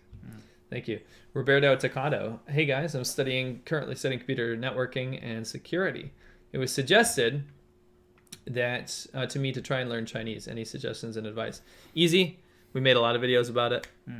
Go to my channel Laowhy86 and type in how did I learn Chinese? Is Chinese difficult? I made like 5 videos on the subject. I mean, at the same time though, if you want to implement that in any kind of computing sphere, remember that, you know, when it comes to programming languages and stuff, they're still all in English. Yeah. Chinese hackers and everything, they have to use, you know, sort of English code, you know, Romanized code, I should say, or ABC alphabet. So you don't need to worry about that being a barrier when it comes to your cybersecurity. The only time it would be useful is if you want to see what they're saying and talking about and things like that, and getting on cybersecurity. You definitely want to be able to read what the articles are. You want to, but I'm just saying if it comes to a coding level, it's not necessary. Just putting it out there. Sure. PB, sorry, 11 says, which Chinese words do you use most often when talking to each other? I'd bet sui bian in general directions like you xia. We say ma fan all the time. Sui bian definitely. Chabuduo. Sui bian is probably the most common that we say all the time. Maybe, yeah. There's a lot. We speak Chinese with each other sometimes out of the blue. Sui da sha bian. Stop. PB Yeah. for the smog test fund and for antique champagne holder chamber pot. Thank you. Any idea if the trade tariffs are actually hurting Chinese businesses? Not as much as you might think. You know, I got to say, you know, you've got all these companies that are boycotting Xinjiang cotton and stuff from forced labor. Yeah, you can bring that up. Yeah. You know, you have to understand how China works. Is that it's a noble goal, but that's one might say you got to understand China. You got to understand China. But that's not going to stop anything because all they'll do is ship that forced labor cotton into like Hunan or something and then say it comes from there. Why don't you put that picture on while we talk about that? Because that's actually going to lead into what we're going to talk about. I mean, because that's how China works. When people are like, don't buy made in China, they ship their products into Vietnam and then stamp it and say it comes from Vietnam. They're very good at doing these different little workarounds. So just remember that. Yeah. Actually, that was funny because they voted on the genocide bill in Canada. I don't know. I said funny. It's interesting. Yeah, it's interesting. It was a unanimous vote to declare what the Chinese government is doing to the Uyghurs in Xinjiang a genocide. Unanimous. This is our next section? Yeah. This is Worldview, guys, where we talk about what's going on in the world, specifically with regards to China. And now we're talking about the genocide bill that was passed by Canadian government. Yes. Who abstained, though? That was Justin Trudeau. Yeah. It's Trudeau. It's Trudeau. Yeah. It really be Trudeau. Yeah. That happened. Yeah. That happened. Trudeau and his cabinet members or whatever didn't sign. Sure. But now, very much related to what we've been talking about in this episode, there's an interview where a Canadian presenter is talking to the ambassador in Canada about this, if there are going to be any kind of reprisals. Of course, there will be reprisals, trust me. But the fact of the matter is, the Canadian interviewer, he asked, would China be open to an independent delegation going in to investigate Xinjiang? And he basically said no, unless they're open-minded and don't have an agenda. So what he was saying is, only if it's these shills that we can pay off, people that we can pay off, they can probably come and look, and then even them, they'll herd them around and make them dance with vegetables or something.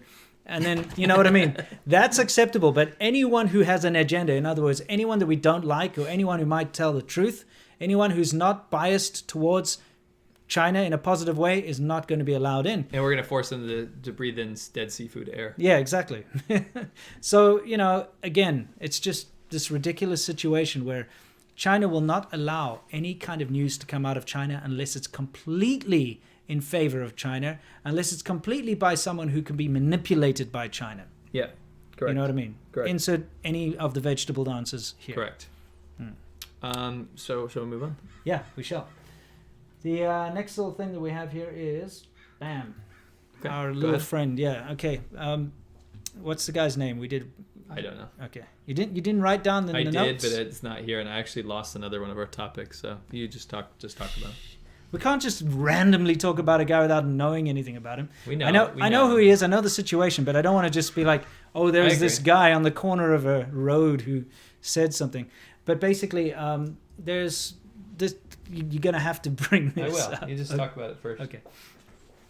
Hiring practices in China are different to hiring practices everywhere else in the world, at least from my experience. And that's because I've been in both roles. I've been looking for jobs and had to submit my resume/CV to companies in China. I've also hired people in China. When I worked for a big training center called CCVIP, I was the vice principal of the training center, and one of my duties was to interview incoming potential employees. And also my very first job, where I taught at kindergarten in end of 2006, around about there, I moved up to what they called head teacher, and one of my jobs was to interview other foreigners who were trying to get a position in the kindergarten. One of the most important parts of the interview process is image. Now, in China, it's still not illegal. You can discriminate when you hire. Discriminatory hiring practices is quite common. You can say in your advert that you only want someone to be so tall and give an exact measurement or higher. Okay, and if they don't meet that height requirement, they can't get the job. You can say that. In fact, things like security guards, taller security guards get a higher salary than shorter security guards. That kind of thing. Okay, you can actually specify weight, and you can specify looks. So you can say we only are going to hire an attractive female that is 5'6". Okay, and if they don't meet those requirements, they just simply cannot even apply for the job. So I know for the rest of the world that's quite Vincent shocking. Vaughn is his name. Sorry. Okay, Vince Vaughn. Vincent Vaughn. Vincent Vaughn. Vincent Anyway. Vaughn. He's an 18-year-old. Anyway, now what I learned during all of this is that when you submit a resume or a CV, a picture must be attached. Yeah, that's right. And okay, the first time that this ever seemed weird to me, because I thought it was maybe a little bit weird, but whatever. So even my resume these days, has my picture in it, still from the China days, because I got used to that. Right. I was the vice principal of the CCVIP place, and it was a big training center, probably the biggest in China, to be honest, because it was part of the Shanmu group, which is that rapist-owned group, right? Yeah. Anyway, so people from overseas would send their CVs in as well, and their resumes. And the first time this ever seemed weird to me is I got a CV from a guy in America, and I showed it to my boss and said, this guy seems cool. And they were like, we need a photo of him on his resume. So I wrote back to the guy an email and said, our company requires that you send a picture of yourself along with the CV. And he gave me this massive stinking email. How dare you demand a picture of me? That's discrimination and all this stuff. I was like, whoa, okay, dude, whatever. Well, guess you're not getting the job. Sure.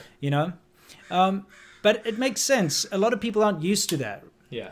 And when I would hire people, I would always go and, show the resume. And if anyone was, first of all, when it comes to especially teaching kids and stuff, if someone was Asian, it was a no, because they don't want an Asian teaching kids in China, especially English, because the parents don't think it's real. They think it's illegitimate. And it was the worst heartbreaking thing ever is I went to go actually face-to-face interview this guy, and he was an Australian born and bred, like for how many generations, but he was still Chinese ethnicity. So he looked Chinese, but his English was better than mine. I'm sitting there talking to the guy, had a fantastic conversation over coffee. I was like, I 100% want to hire you. Went back to the office, talked to my boss, showed everything about the guy. He's fantastic. He's exactly what we need here. And they were like, no, he's Asian. We're not going to hire him. But even worse is black people. They cannot ever allow a black person to teach kids because they say the kids are scared of them. No, it does happen. They get paid way less. Yeah, what I'm saying is, of course, it does happen, but it's incredibly tough sell. Okay? Yeah. And the only time they ever do allow that is if the guy dresses like a basketball player and pretends to be American. You see this a lot with actual Africans coming out of Ghana or Nigeria or Namibia or whatever. They come over there and they have to wear like backwards baseball caps. Yeah, and, they may try to make them look African-American. look as if they're like a basketball player, and they have to speak with a kind of a fake American accent and pretend to be American. And they're told they're not allowed to tell the kids' parents. I met so many Africans that had to deal with that. They're not allowed to tell. Yeah, they do get paid less, but they're not allowed to tell the kids' parents that they're African. They have to say they're American. Sure. It's this stupid thing that happens in China. Anyway, the wage discrepancies are a real thing too, because at the kindergarten, I remember the average salary was, if you were a white foreigner, was about 10,000 RMB. If you were a black foreigner, it was 6,000 RMB. And that's just the way it is. And a lot you of get African... those WeChat ads all the time. Yeah, and the WeChat ads actually just say... chocolate skin, 6,000 RMB. They literally will say that. And they say Obama skin okay. Obama skin okay. That kind of thing. Look, discrimination and racism, just blatant out there racism, is kind of just part of Chinese society in mainland China. It's normal. And that's because they've been cut off from the rest of the world for so long. It's part of society. If you're walking down the road as a foreigner, you get kids pointing at you saying, "Wai Guoren," or "You can't namagao," whatever. And, you know, if you've got a black friend with you, they'll be like, "Tanama hey, Tanama cho," that kind of thing. All this kind of nonsense that you hear. And it's very, very normal in mainland China for these kind of discriminatory practices to take place. Now, the reason I've gone through this entire long thing is it does have something to do with this Vincent Vaughn guy. That's right. So he applied for a job. Where was it? Panda Kitchen. Panda Kitchen. Kansas, I believe. Okay, so it was a new Chinese restaurant was opening. Right. Okay. And one of his friends actually who worked there, I think, was like, "Hey, why don't you apply for a job?" So let's bring up the article, because we actually have an article here. So Vaughn started texting the owner. The guy's name's Dan Ling. And Ling asked Vaughn for a picture of himself, so he knew who he was. Okay, so here's the picture thing that's kind of normal in China when it comes to hiring practices. Soon after, Vaughn's friend who had told him about the job texted him a screenshot of a conversation between her boss and her. And Ling had asked if Vaughn was black. Then he said, like when he asked, "He is very black." I was like, "Is he very black?" Yeah, "Is he very black?" I was like, what does that even mean? Obviously, you'd ask that. Yeah. But in Chinese, that makes so much sense. Yeah, "Is he very black?" Because like we said with the Obama skin thing, they say, it's like if you're light-skinned black, it's preferable in China for hiring than... Yeah, it'd be like dark. ta hei ma, and then be like, hen hei ma. Yeah. I mean... So it's a hen hei.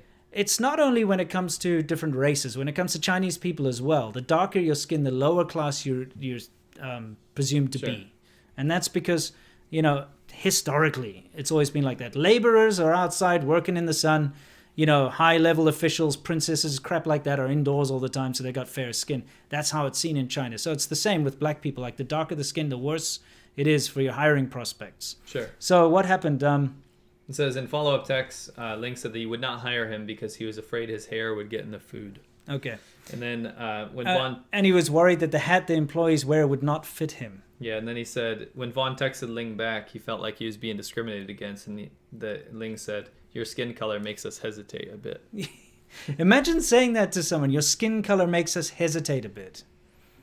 Okay. So, yeah, I mean, like, you can go on with that conversation. The point to take away from this is that the reason this kind of stuff happens is that it's so acceptable in China. Yeah. So, I mean, I'll be totally honest with you. I'm not going to say there's like massive hard feelings here, because the owner of the restaurant just hasn't left that idea back at home.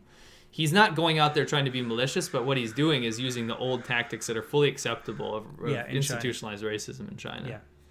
Yeah, and this is what we want to point out. And this is kind of a PSA message to all of our Chinese friends and recent Chinese immigrants, is that in other countries around the world, not just America, South Africa, Australia, no matter what, you cannot discriminate against people based on their race. It's actually something that's...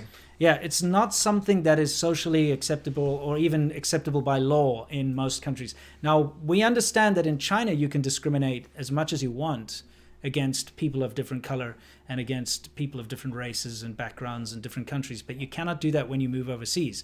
So a PSA is, once you leave the borders of China, you have to be more careful with that kind of thing. You have to treat other people as equal to you in every way. So please bear that in mind, because you might get yourself into trouble. And again, this is literally a message to people that haven't left China that may not know this yet. Or people that have left China and are still fresh off the majority of Chinese people I know are very aware of this stuff. Yeah, we're talking about fresh off the boat, okay? Yeah. And you're lucky that Mr. Vincent Vaughn didn't slap a lawsuit against you, because he would have won all sorts of discrimination things against you.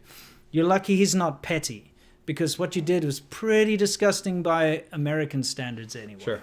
Just wanted to put that out there. Cool. Cool. So, and then I wanted to bring up something, but maybe I'll save it for the next one. okay. Because we're running out of time here. Let's just do our questions. Okay, guys. So it's time for us to answer your questions, and you question our answers. Let's do it. Let's see here. Laksa says, "Hey guys, question for Winston. What is your favorite DCS module? And where can I hunt you with my Tomcat?" And he says, "Great content, guys. Hope to catch you here in Sapporo with some legendary Sapporo beers." Fantastic. My favorite DCS module is actually the Heat Blur F14. So, we might have quite the dogfight on our hands here. You know what I mean? So it's fantastic. DCS is an airplane game. Yeah, it's digital combat simulator. And I absolutely love it. It's incredibly complicated and true to life, so it's a lot of fun. Nice. Yeah. Well, if we ever end up in a wartime scenario, I'll pop in one of those planes. I got to tell you, because I don't play online, I actually set up my own scenarios, and I usually set up my scenarios against, shills and like the Chinese government and stuff, and I have them flying, Chinese planes, and I go in there and try and shoot them down and stuff. Sure. It's kind of fun. It's like a little fantasy land. Yeah, I remember you named him Xi Jinping and stuff. Yeah, exactly. he's piloting the jet. Well, no, I usually have a VIP transport that's carrying Xi Jinping or something, and then, anyway, let's not get into that, because that's maybe a little too personal. Citizen of Symphonia. Not to sound like a Wu-Mao, but isn't Bilibili test heavy on anime culture and stuff? It used to be. No. It is. It's supposed to be, yeah. It was meant to filter out normies. The name Bilibili itself is an anime reference after all. Yes, but they were re-uploading our content and then mistranslating it on purpose. There's a lot of stuff on Bilibili. It basically turned into the YouTube replacement for China. It is. It really is. It started out as that whole anime theme thing, but it's not that anymore. It's still that, but it's still got other stuff. All the shows have their channels on there. Sure. It turned into a bigger thing. People take YouTube content and download it, and they're very successful. They mirror an entire channel. They make money. And they make money off other people's content. They used to do that with us and try to make us look bad, but then China thought we were too controversial, so they shut it all down. Yeah, exactly. Forrest Grump, given what we've seen on Facebook and Twitter, I'm not sure that Chinese people are missing out on that much. Yeah, that's the joke, but the overarching thing that we're talking about here is that nobody shouldn't be allowed to speak their mind. Sure. Son of you know it's going to happen. Sander Gersten Oswald, congratulations on 50 episodes, boys. Thank you. I'm starting my apprenticeship exam tomorrow. Wish me luck. Good luck, my friend. I know those apprenticeship exams in Norway can be quite tricky. What are you apprenticing for, I wonder? Something cool, I bet. Whatever it is, good luck. Exams are terrible. I bet he's going to be a blacksmith. No. I think so. No, I think it's going to be something good. Something that's going to earn him a lot of money in the future. He's going to be world renowned as this fantastic apprentice. I hope so. We that turns into a master. He's going to be He'll have his own apprentices. You send us swords when you're done. Okay, we got you started. All right, we gave you the luck. Kook, hi from Estonia. Nice. Excellent. We had Independence Day yesterday. Still waiting. Aliens poke Will Smith wink. Yeah. Nice. Yeah. And we love Estonia for what you guys did in your meeting with Xi Jinping. Yes, and for our theme song. We have a lot of reasons to love Estonia. Yeah. Naldo V, been watching your previous episodes. Because of both of you, I bought the Ring Fit. Great. That's great. Now, if only we used it. we should use it. I used it for a very long time. Yeah, I was into it for a while. My wife uses it a lot, and I think it's a fantastic invention. Cool. It's freaking cool. But we should use it more. Yeah. We can lose some more weight. Yeah. What are your views on the CCP's effort to create digital RMB? Just an easier way to delete your money if you hurt the sentiments of Chinese people. I think it's a horrific idea. It's just a control mechanism. Yeah. Too much money escapes out of China through the corrupt officials and other channels. Yeah. And so they just want to have a tight hold on what's happening. I think that's where they're going with that. Right. Darvel Long says, got my Wu-Mao shirt today. Great timing. Sea Milk. Thank you very much for purchasing that. Where's the Vapor 95 hoodie this week? What are you talking about? Yeah, that's a vapor. Yeah, vaporwave. I think it is. Vaporwave. Winston, glad to see you're doing better after your health stuff. Thanks. Yeah, appreciate that. Winnie Lee, thank you very much. Very generous. PB, WHO recorded the outbreak in Wuhan may have started earlier than December 19th. Seems to jive with a Harvard study from last year showing packed hospital parking lots in early summer, fall 19. Thoughts? That's something I'll have to look into more. I have heard that theory. I have to double check and fact check that. I think it's very plausible. Yeah, Jonathan Case. My mom's a pastor that wants to know what the religious community here in the U.S. can do to bring awareness to cultural and religious genocide in China. Spread it out. Spread it out in on your socials. Talk about it. And well, I have my video tomorrow, which I hope you all watch. I ask the question whether we should or should not boycott the 2022 Beijing Winter Olympics, and I give some very good ideas as to why you probably should. Of course, it's going to be your own prerogative and own decision, but this is something that you could perhaps start talking about, because that would drive. She's a pastor. I mean, when you're doing your sermons, bring up the issues. Bring up the issues and do your fact checking and double check on how this is actually going down and how it affects people and why we should care about that. Because if we're Christians, like especially if your mom's a pastor, then you should care about every human in the world equally, right? Absolutely. Preach, brother, preach. Or is it mom? Yeah. But don't worry about that. Cornelius Walsh. Yeah. Man, they're after us, aren't they? Yeah. You guys are great. Thank you, Cornelius. That's very, very generous. Keep exposing the truth about China. I hope to see you guys get more exposure. Tim Pool and then Joe Rogan. $100 is a small price to pay for all the content I've enjoyed. And mate, that's incredibly generous. Awesome. Thank you so much. Thank you, Cornelius. That's amazing. Yeah. Sarwishwaran.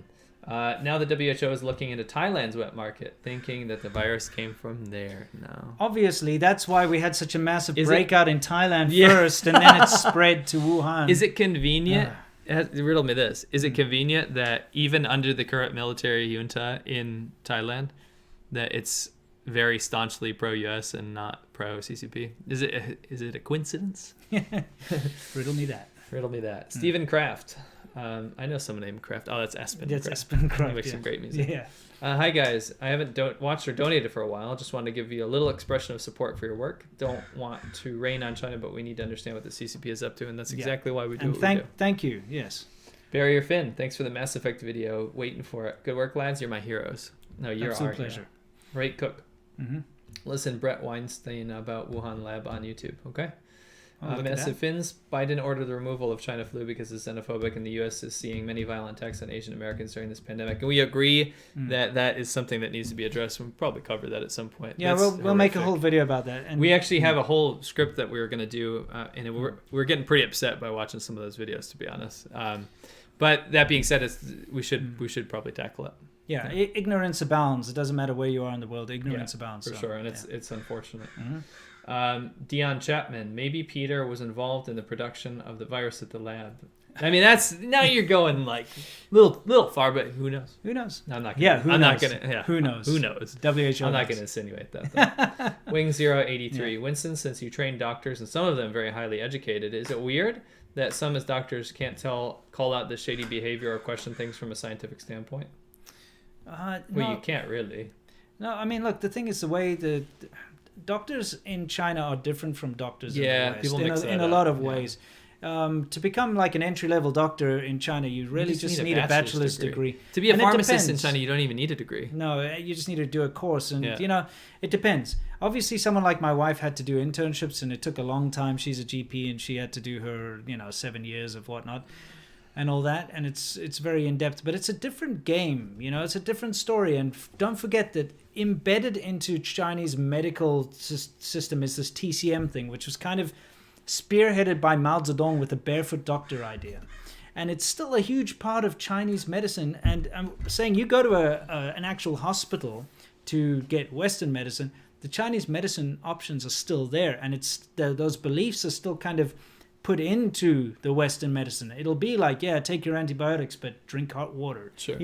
It's a bit of a mishmash, and it's different. So another aspect of it is you have to understand that doctors in China earn the same as a policeman or something. It's one of those communism things, right? Hangover. So it's not like in the West, you expect a doctor to be some kind of high-flying rich person, with the latest Mercedes-Benz and, all this, like a private jet or whatever, private plane. No. In China, your doctor's earning like $1,000 a month as a base salary. Okay? That's what happened. That's what my wife's salary was. Of course, there's more on top of that, which, all depends on your performance. And and you get all, so, if you're lucky, you're earning like up close to $2,000 a month, which is kind of like a very small wage if you think about it. So you have to turn it on its head and realize there's not a hell of a lot of motivation for doctors to be stellar doctors because of the wage. And it obviously... It's a huge issue. They need a higher wage and more education. Yeah, they need a higher wage. They need more respect. Doctors are also the target of brutal attacks all the time in China. They're blamed when a patient dies or a patient has an issue, doesn't recover properly. It's suddenly the doctor's fault. And you get these massacres that happen, and I've talked about it before on my channel, but it's something that's, I was incredibly worried about my wife when she was working in her clinic or in her hospital, because incidents happened. I actually had to go and install like fake CCTV cameras and stuff to try and deter this in her clinic. And it's just one of those things. Being a doctor in China is very different to being a doctor anywhere else in the world. So I just hope people can realize that when I say a Chinese doctor, it's not your idea of a high-flying jet setter, Western doctor. Yeah. Franz Plagans, thank you very much. Wow, thank you. Thank you very much for your generosity. Burpin Llama, Reddit is completely compromised. What sucks is people are replying don't realize this. Anything remotely CCP critical gets downvoted to death by Wuhan. If you go on world news, you'll really see that. It's insane. Yeah, it's insane. Wait till there's subreddits called like Sino, S-I-N-O. That is literally like a Wumao haven, but it's like Western Wumaos too. Yeah. And that stuff's allowed to thrive, but anything that's remotely critical of the CCP gets like downvoted to oblivion. Yeah. So they're really on patrol. I made a video about this a short while ago, but it's what it is.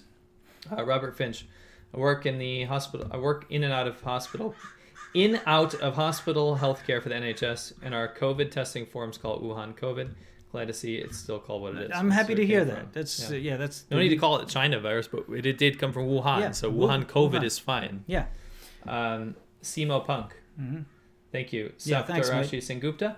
Why are the other languages like Hakka, Manchu, and Cantonese dying in the PRC? It's political. They do not want them to survive, especially Cantonese. They do not want to survive. It's seen as rebellion. China wants to push Mandarin on every single person. Well, yeah, Mandarin is something everyone has to learn. Putonghua. And I know when I went into big government buildings, they would have on please speak. In university, they do that too. They're not please speak. You must. You must speak. I should say you must speak Mandarin.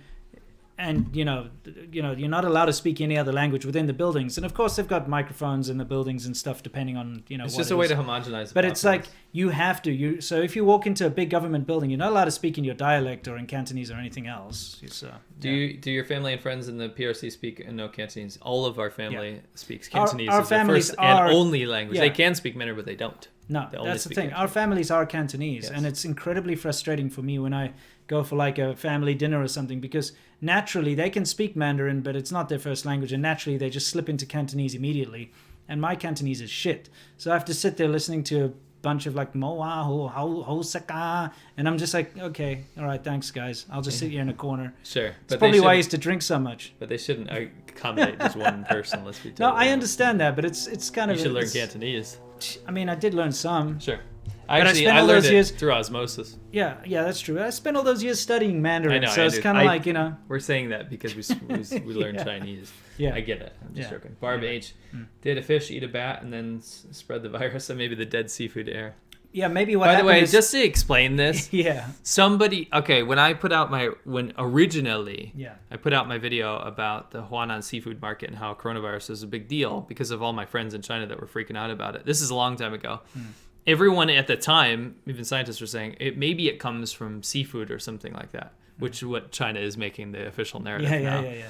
And somebody, a China shill, a CCP shill, I should say, made it his life's mission in a video just to rip my video apart. He basically says the coronavirus isn't a big deal, and that China's got it under control. And he made a joke, and he kind of like an insidious joke. And he goes, What do you think? Coronavirus comes from dead seafood air. And I'm just thinking back, if the CCP watches that video now, he probably should remove it before he gets in trouble, because that's the official CCP narrative now. So if they watch that, you're gonna get a spanking. You're gonna be in trouble.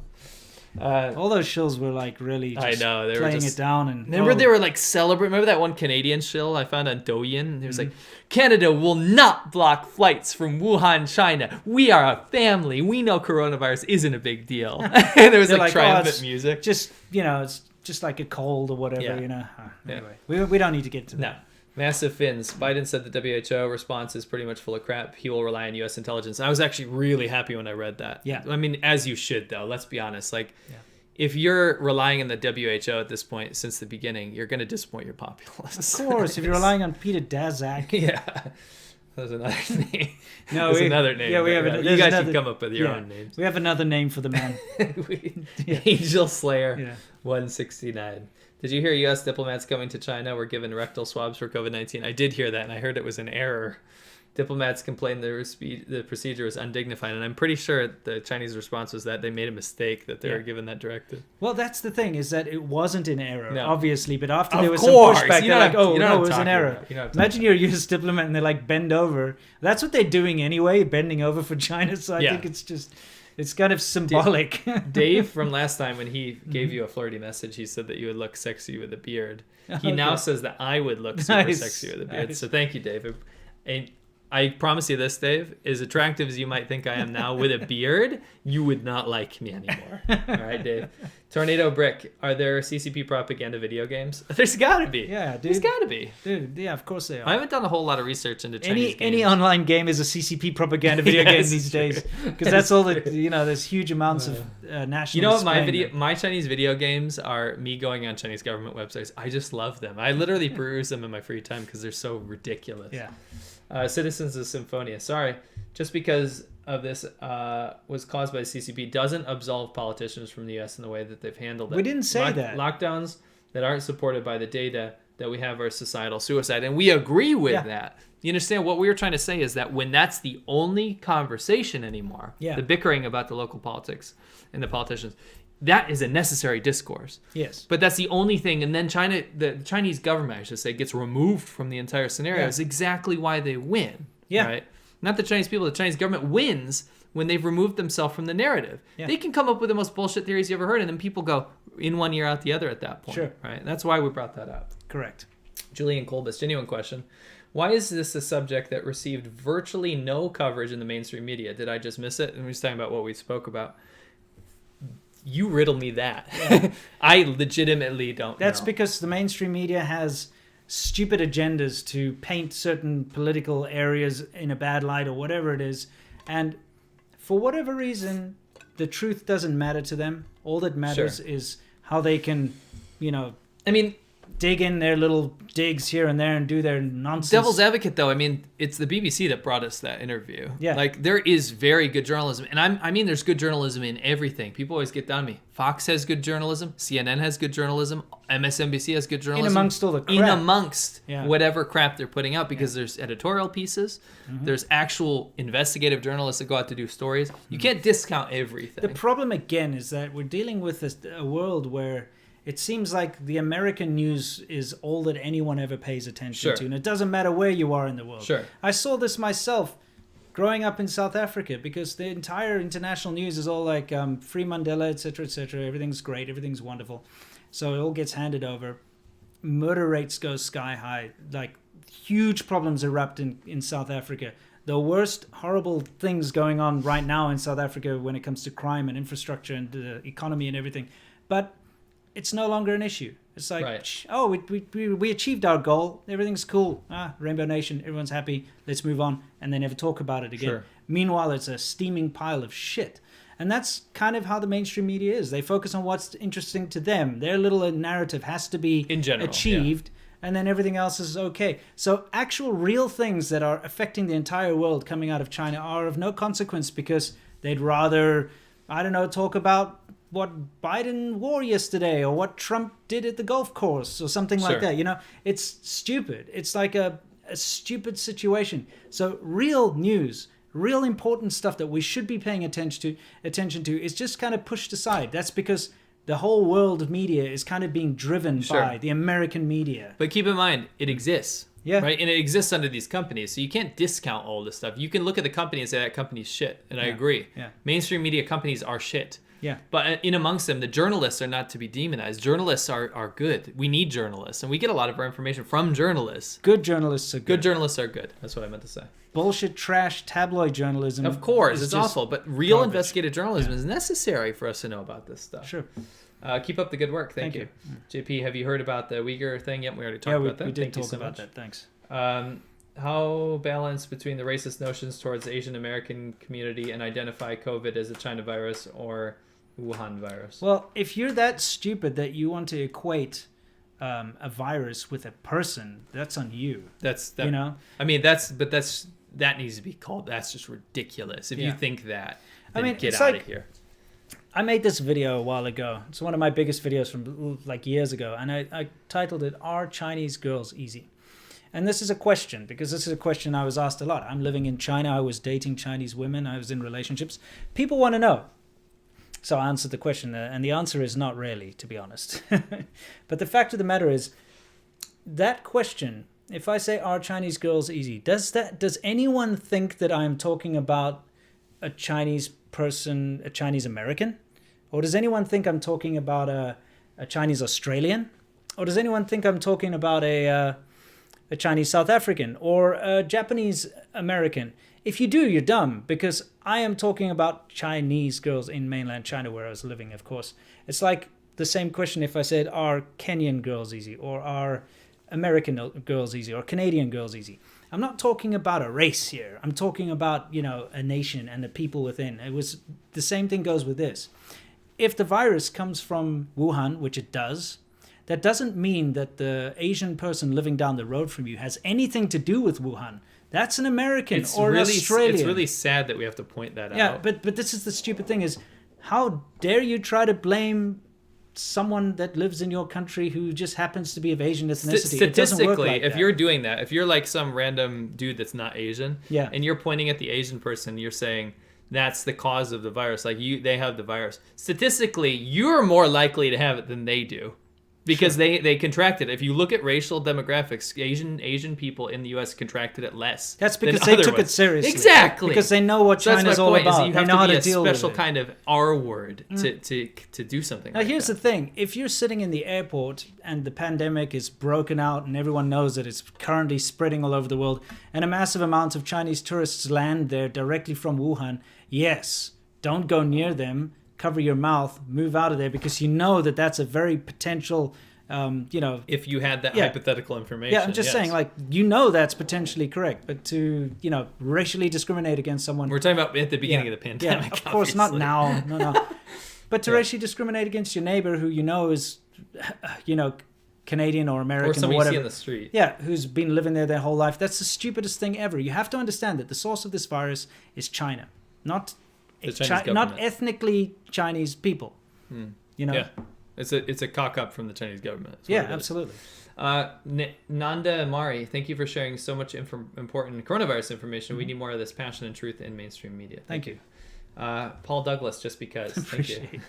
Those are my favorite. Yeah. CNC engineer, much appreciated journalism, guys. Question: have you looked into CCP meddling into U.S. politics? We have. Yes. Elaine Chao, the former Secretary of Transportation and daughter of major Chinese shipping magnate, seems suspicious. Well, suspicious is not a good thing to paint yet, but when ties are found, then it becomes a different situation. Look, the world is lousy with Chinese corrupt influence, okay? Doesn't matter which country, especially all throughout Africa right now and developing countries around the world. It's just lousy. The Chinese government knows how to manipulate, and they're doing it very, very well. And of course, they know how to manipulate everywhere, including the United States, like that spy that was sleeping around with influential people. It happens.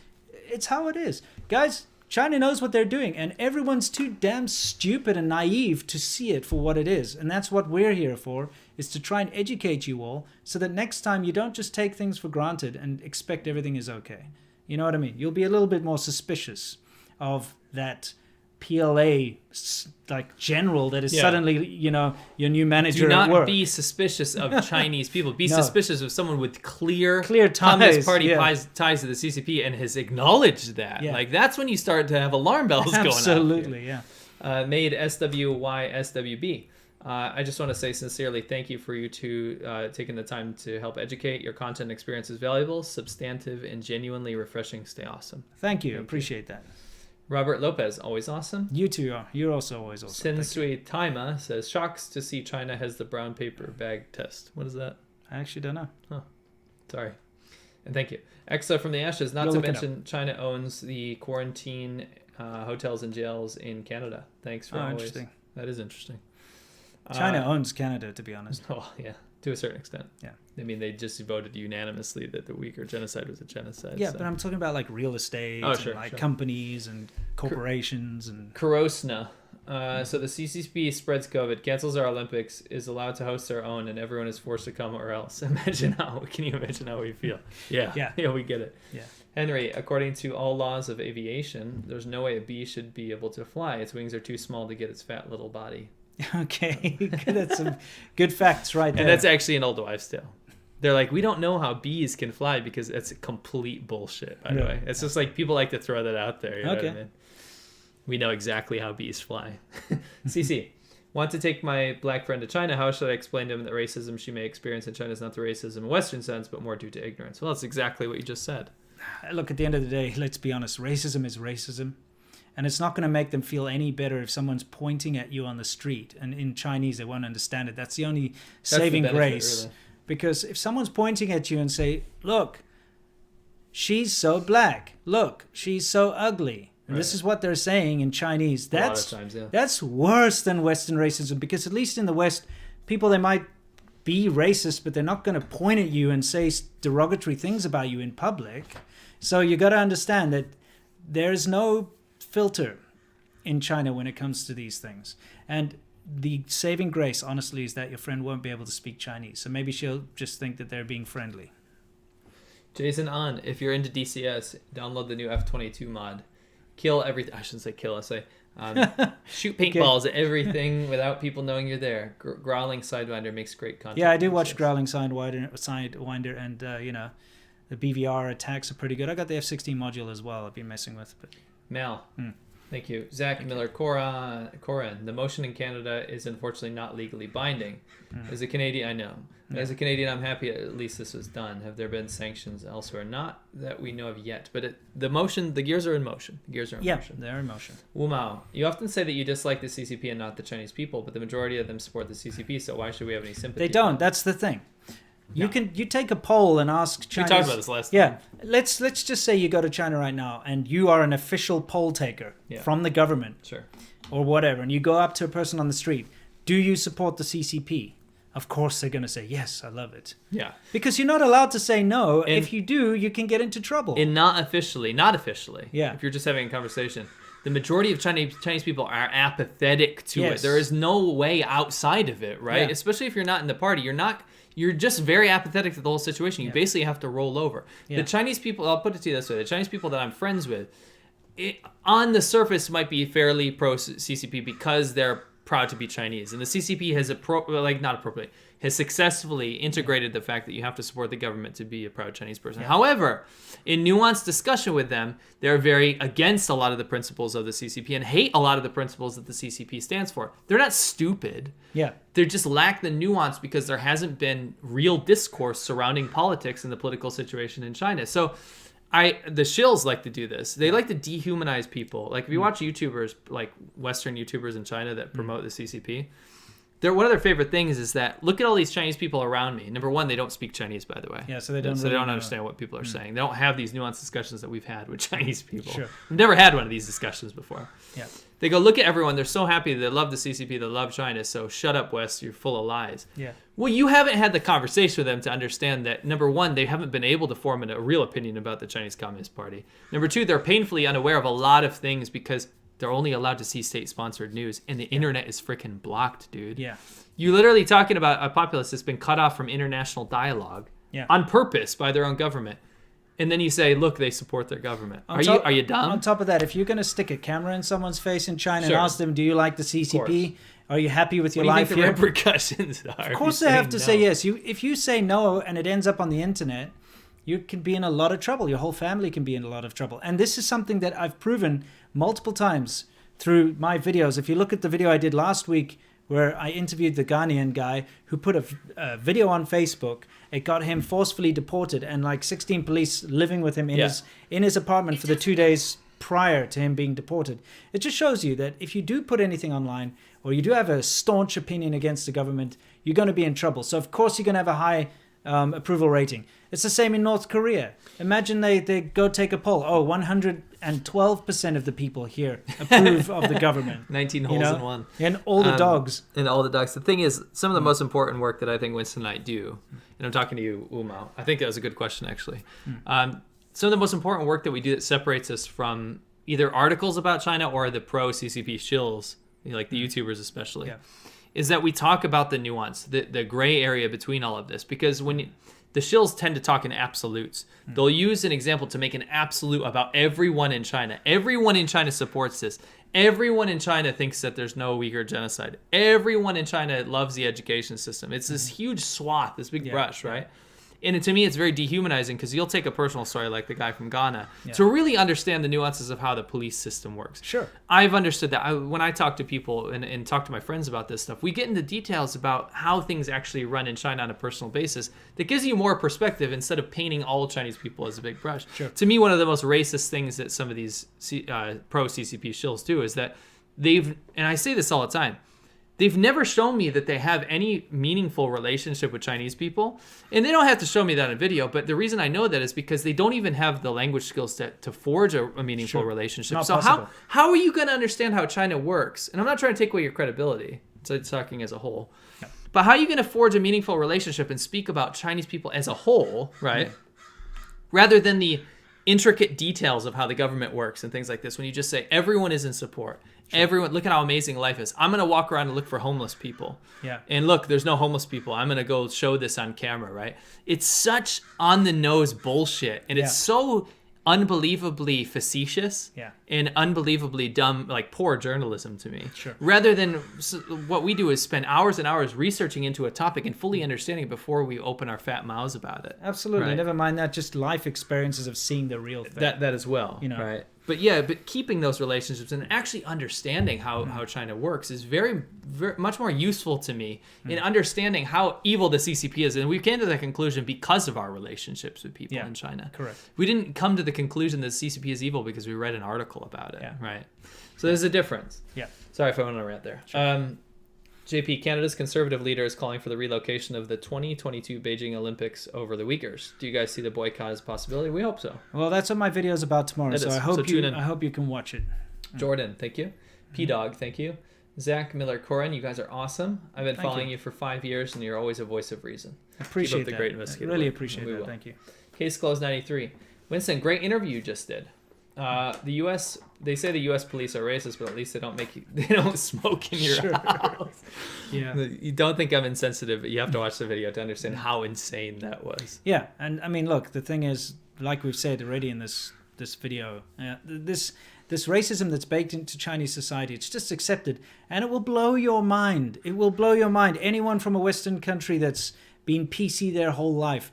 We were having a discussion about this the other day. When you get to China and you meet other expats, you actually see people devolve. They actually let go of their politically correct outsides and start to just be absolute pieces of crap because they know they can get away with it in China. You can use racial slurs. You can be an absolute piece of shit. You can be a horrible person. Remember we talked about this the other day? We were talking about this. This is something, again, this you can use some of the shills, the CCP shills on YouTube. A particular Canadian likes to say this. I love China because they don't have PC culture. Sure. And on the surface, that sounds pretty tantalizing. It's like, I'm sick of all this PC culture that we have here in the West. Okay. But actually what that means, that's just veiled language by saying, I can be a piece of shit. Because that's really what you mean. Yeah. Right? Yeah, I don't think anyone likes absurd PC culture, but there's something called being polite and non-judgmental to someone based on their race. And when you say that I love that Chinese people are not PC and all this, you're basically saying, I love that I can be racist and shitty. Yeah, that's what it is. And at the same time, what they don't realize is that, yes, you don't need to be PC towards other races. No. But you have to be PC towards Chinese. It's a one-way street. It's a one-way street. Just because China's not PC towards the rest of the world, and that includes you, by the way. They're not PC towards you as a foreigner. You can't understand, so it doesn't matter. As a foreigner, they're not PC towards you, but the fact of the matter is they don't mind if you agree with them, Sure. But don't ever go against them. Sure. Anyway, that was just something we were talking about. Linda Hunter says, because I loves you, thank you very much. Somebody said, I snapped again, somebody said, the one I missed said, imagine if the West still was using bloodletting, kind of like the way traditional Chinese It medicine is. They have bloodletting. They do. Oh yeah, they do. They do. They do actually have They bloodletting. do. Forgot about that. They got the moxibustion stuff, and they've got the there's a lot of The moxibustion has Yeah. bloodletting in it. yeah, they have that too. Yeah. There's a lot of interesting things. It's interesting, but also quite It's making me quite cringe thinking ridiculous. about that, If you see some of the like those things where they put that thing in Yeah, the yeah. spine and they that middle thing and they scrape and they like take little babies and twist their heads Oh, around and don't like, remind me of that. Yeah. oh, there's The some gua. yeah, the gua, sha gua, that Yeah. stuff, Anyway, sorry. Arkadyusz-Wachowski, you say nobody should restrict it from speaking their mind, and then you say that if Nazi Germany is still around, they would be restricted from speaking their mind. No, what we're saying is that a country's government that freely uses other platforms to promote oppression, but then in their own country blocks that. Yeah. That to me is not freedom of speech. That's hypocrisy. Yeah. That's taking advantage of freedoms to promote unfreedom, non-freedoms. Yeah. That is putting what an we're saying. end to freedom of Yes. speech because it's working. The Chinese government's got to a point where they shut down any dissenting opinions against the CCP, Correct. against the government.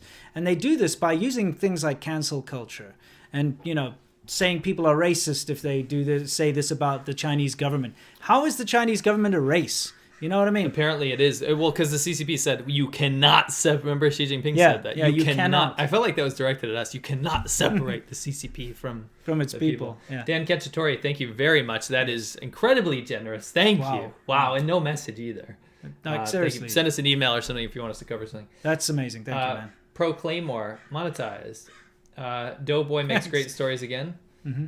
Vagrant Story and Secret of Evermore 2 are two Yeah. excellent classic games. We And know I about- love Vagrant Story. Yeah. I beat it. And Secret of Evermore I have not played. I played it and it's good. Is it? Yeah. The one with the We dog? should set it up on the retro thing. That's the American one. Yeah. Yeah. We're currently playing Secret of Mana together. Yeah. I'm playing the second play. Yeah, it's pretty fun. Chad F. Young, Corn Pop got his finger on So the we're just button. so hip and awesome. That's what we do in our spare time. No more clubbing for us. We play SNES games. Hey, whatever. It's good. I You're don't mature. know. You're mature. I don't know how Corn Pop is. Okay. David Newfield, Canadian government genocide comment was well played. Calls out CCP while giving the Canadian cabinet deniability while dealing with two Michaels and hundreds of thousands of Hong Kong Canadians. Yeah.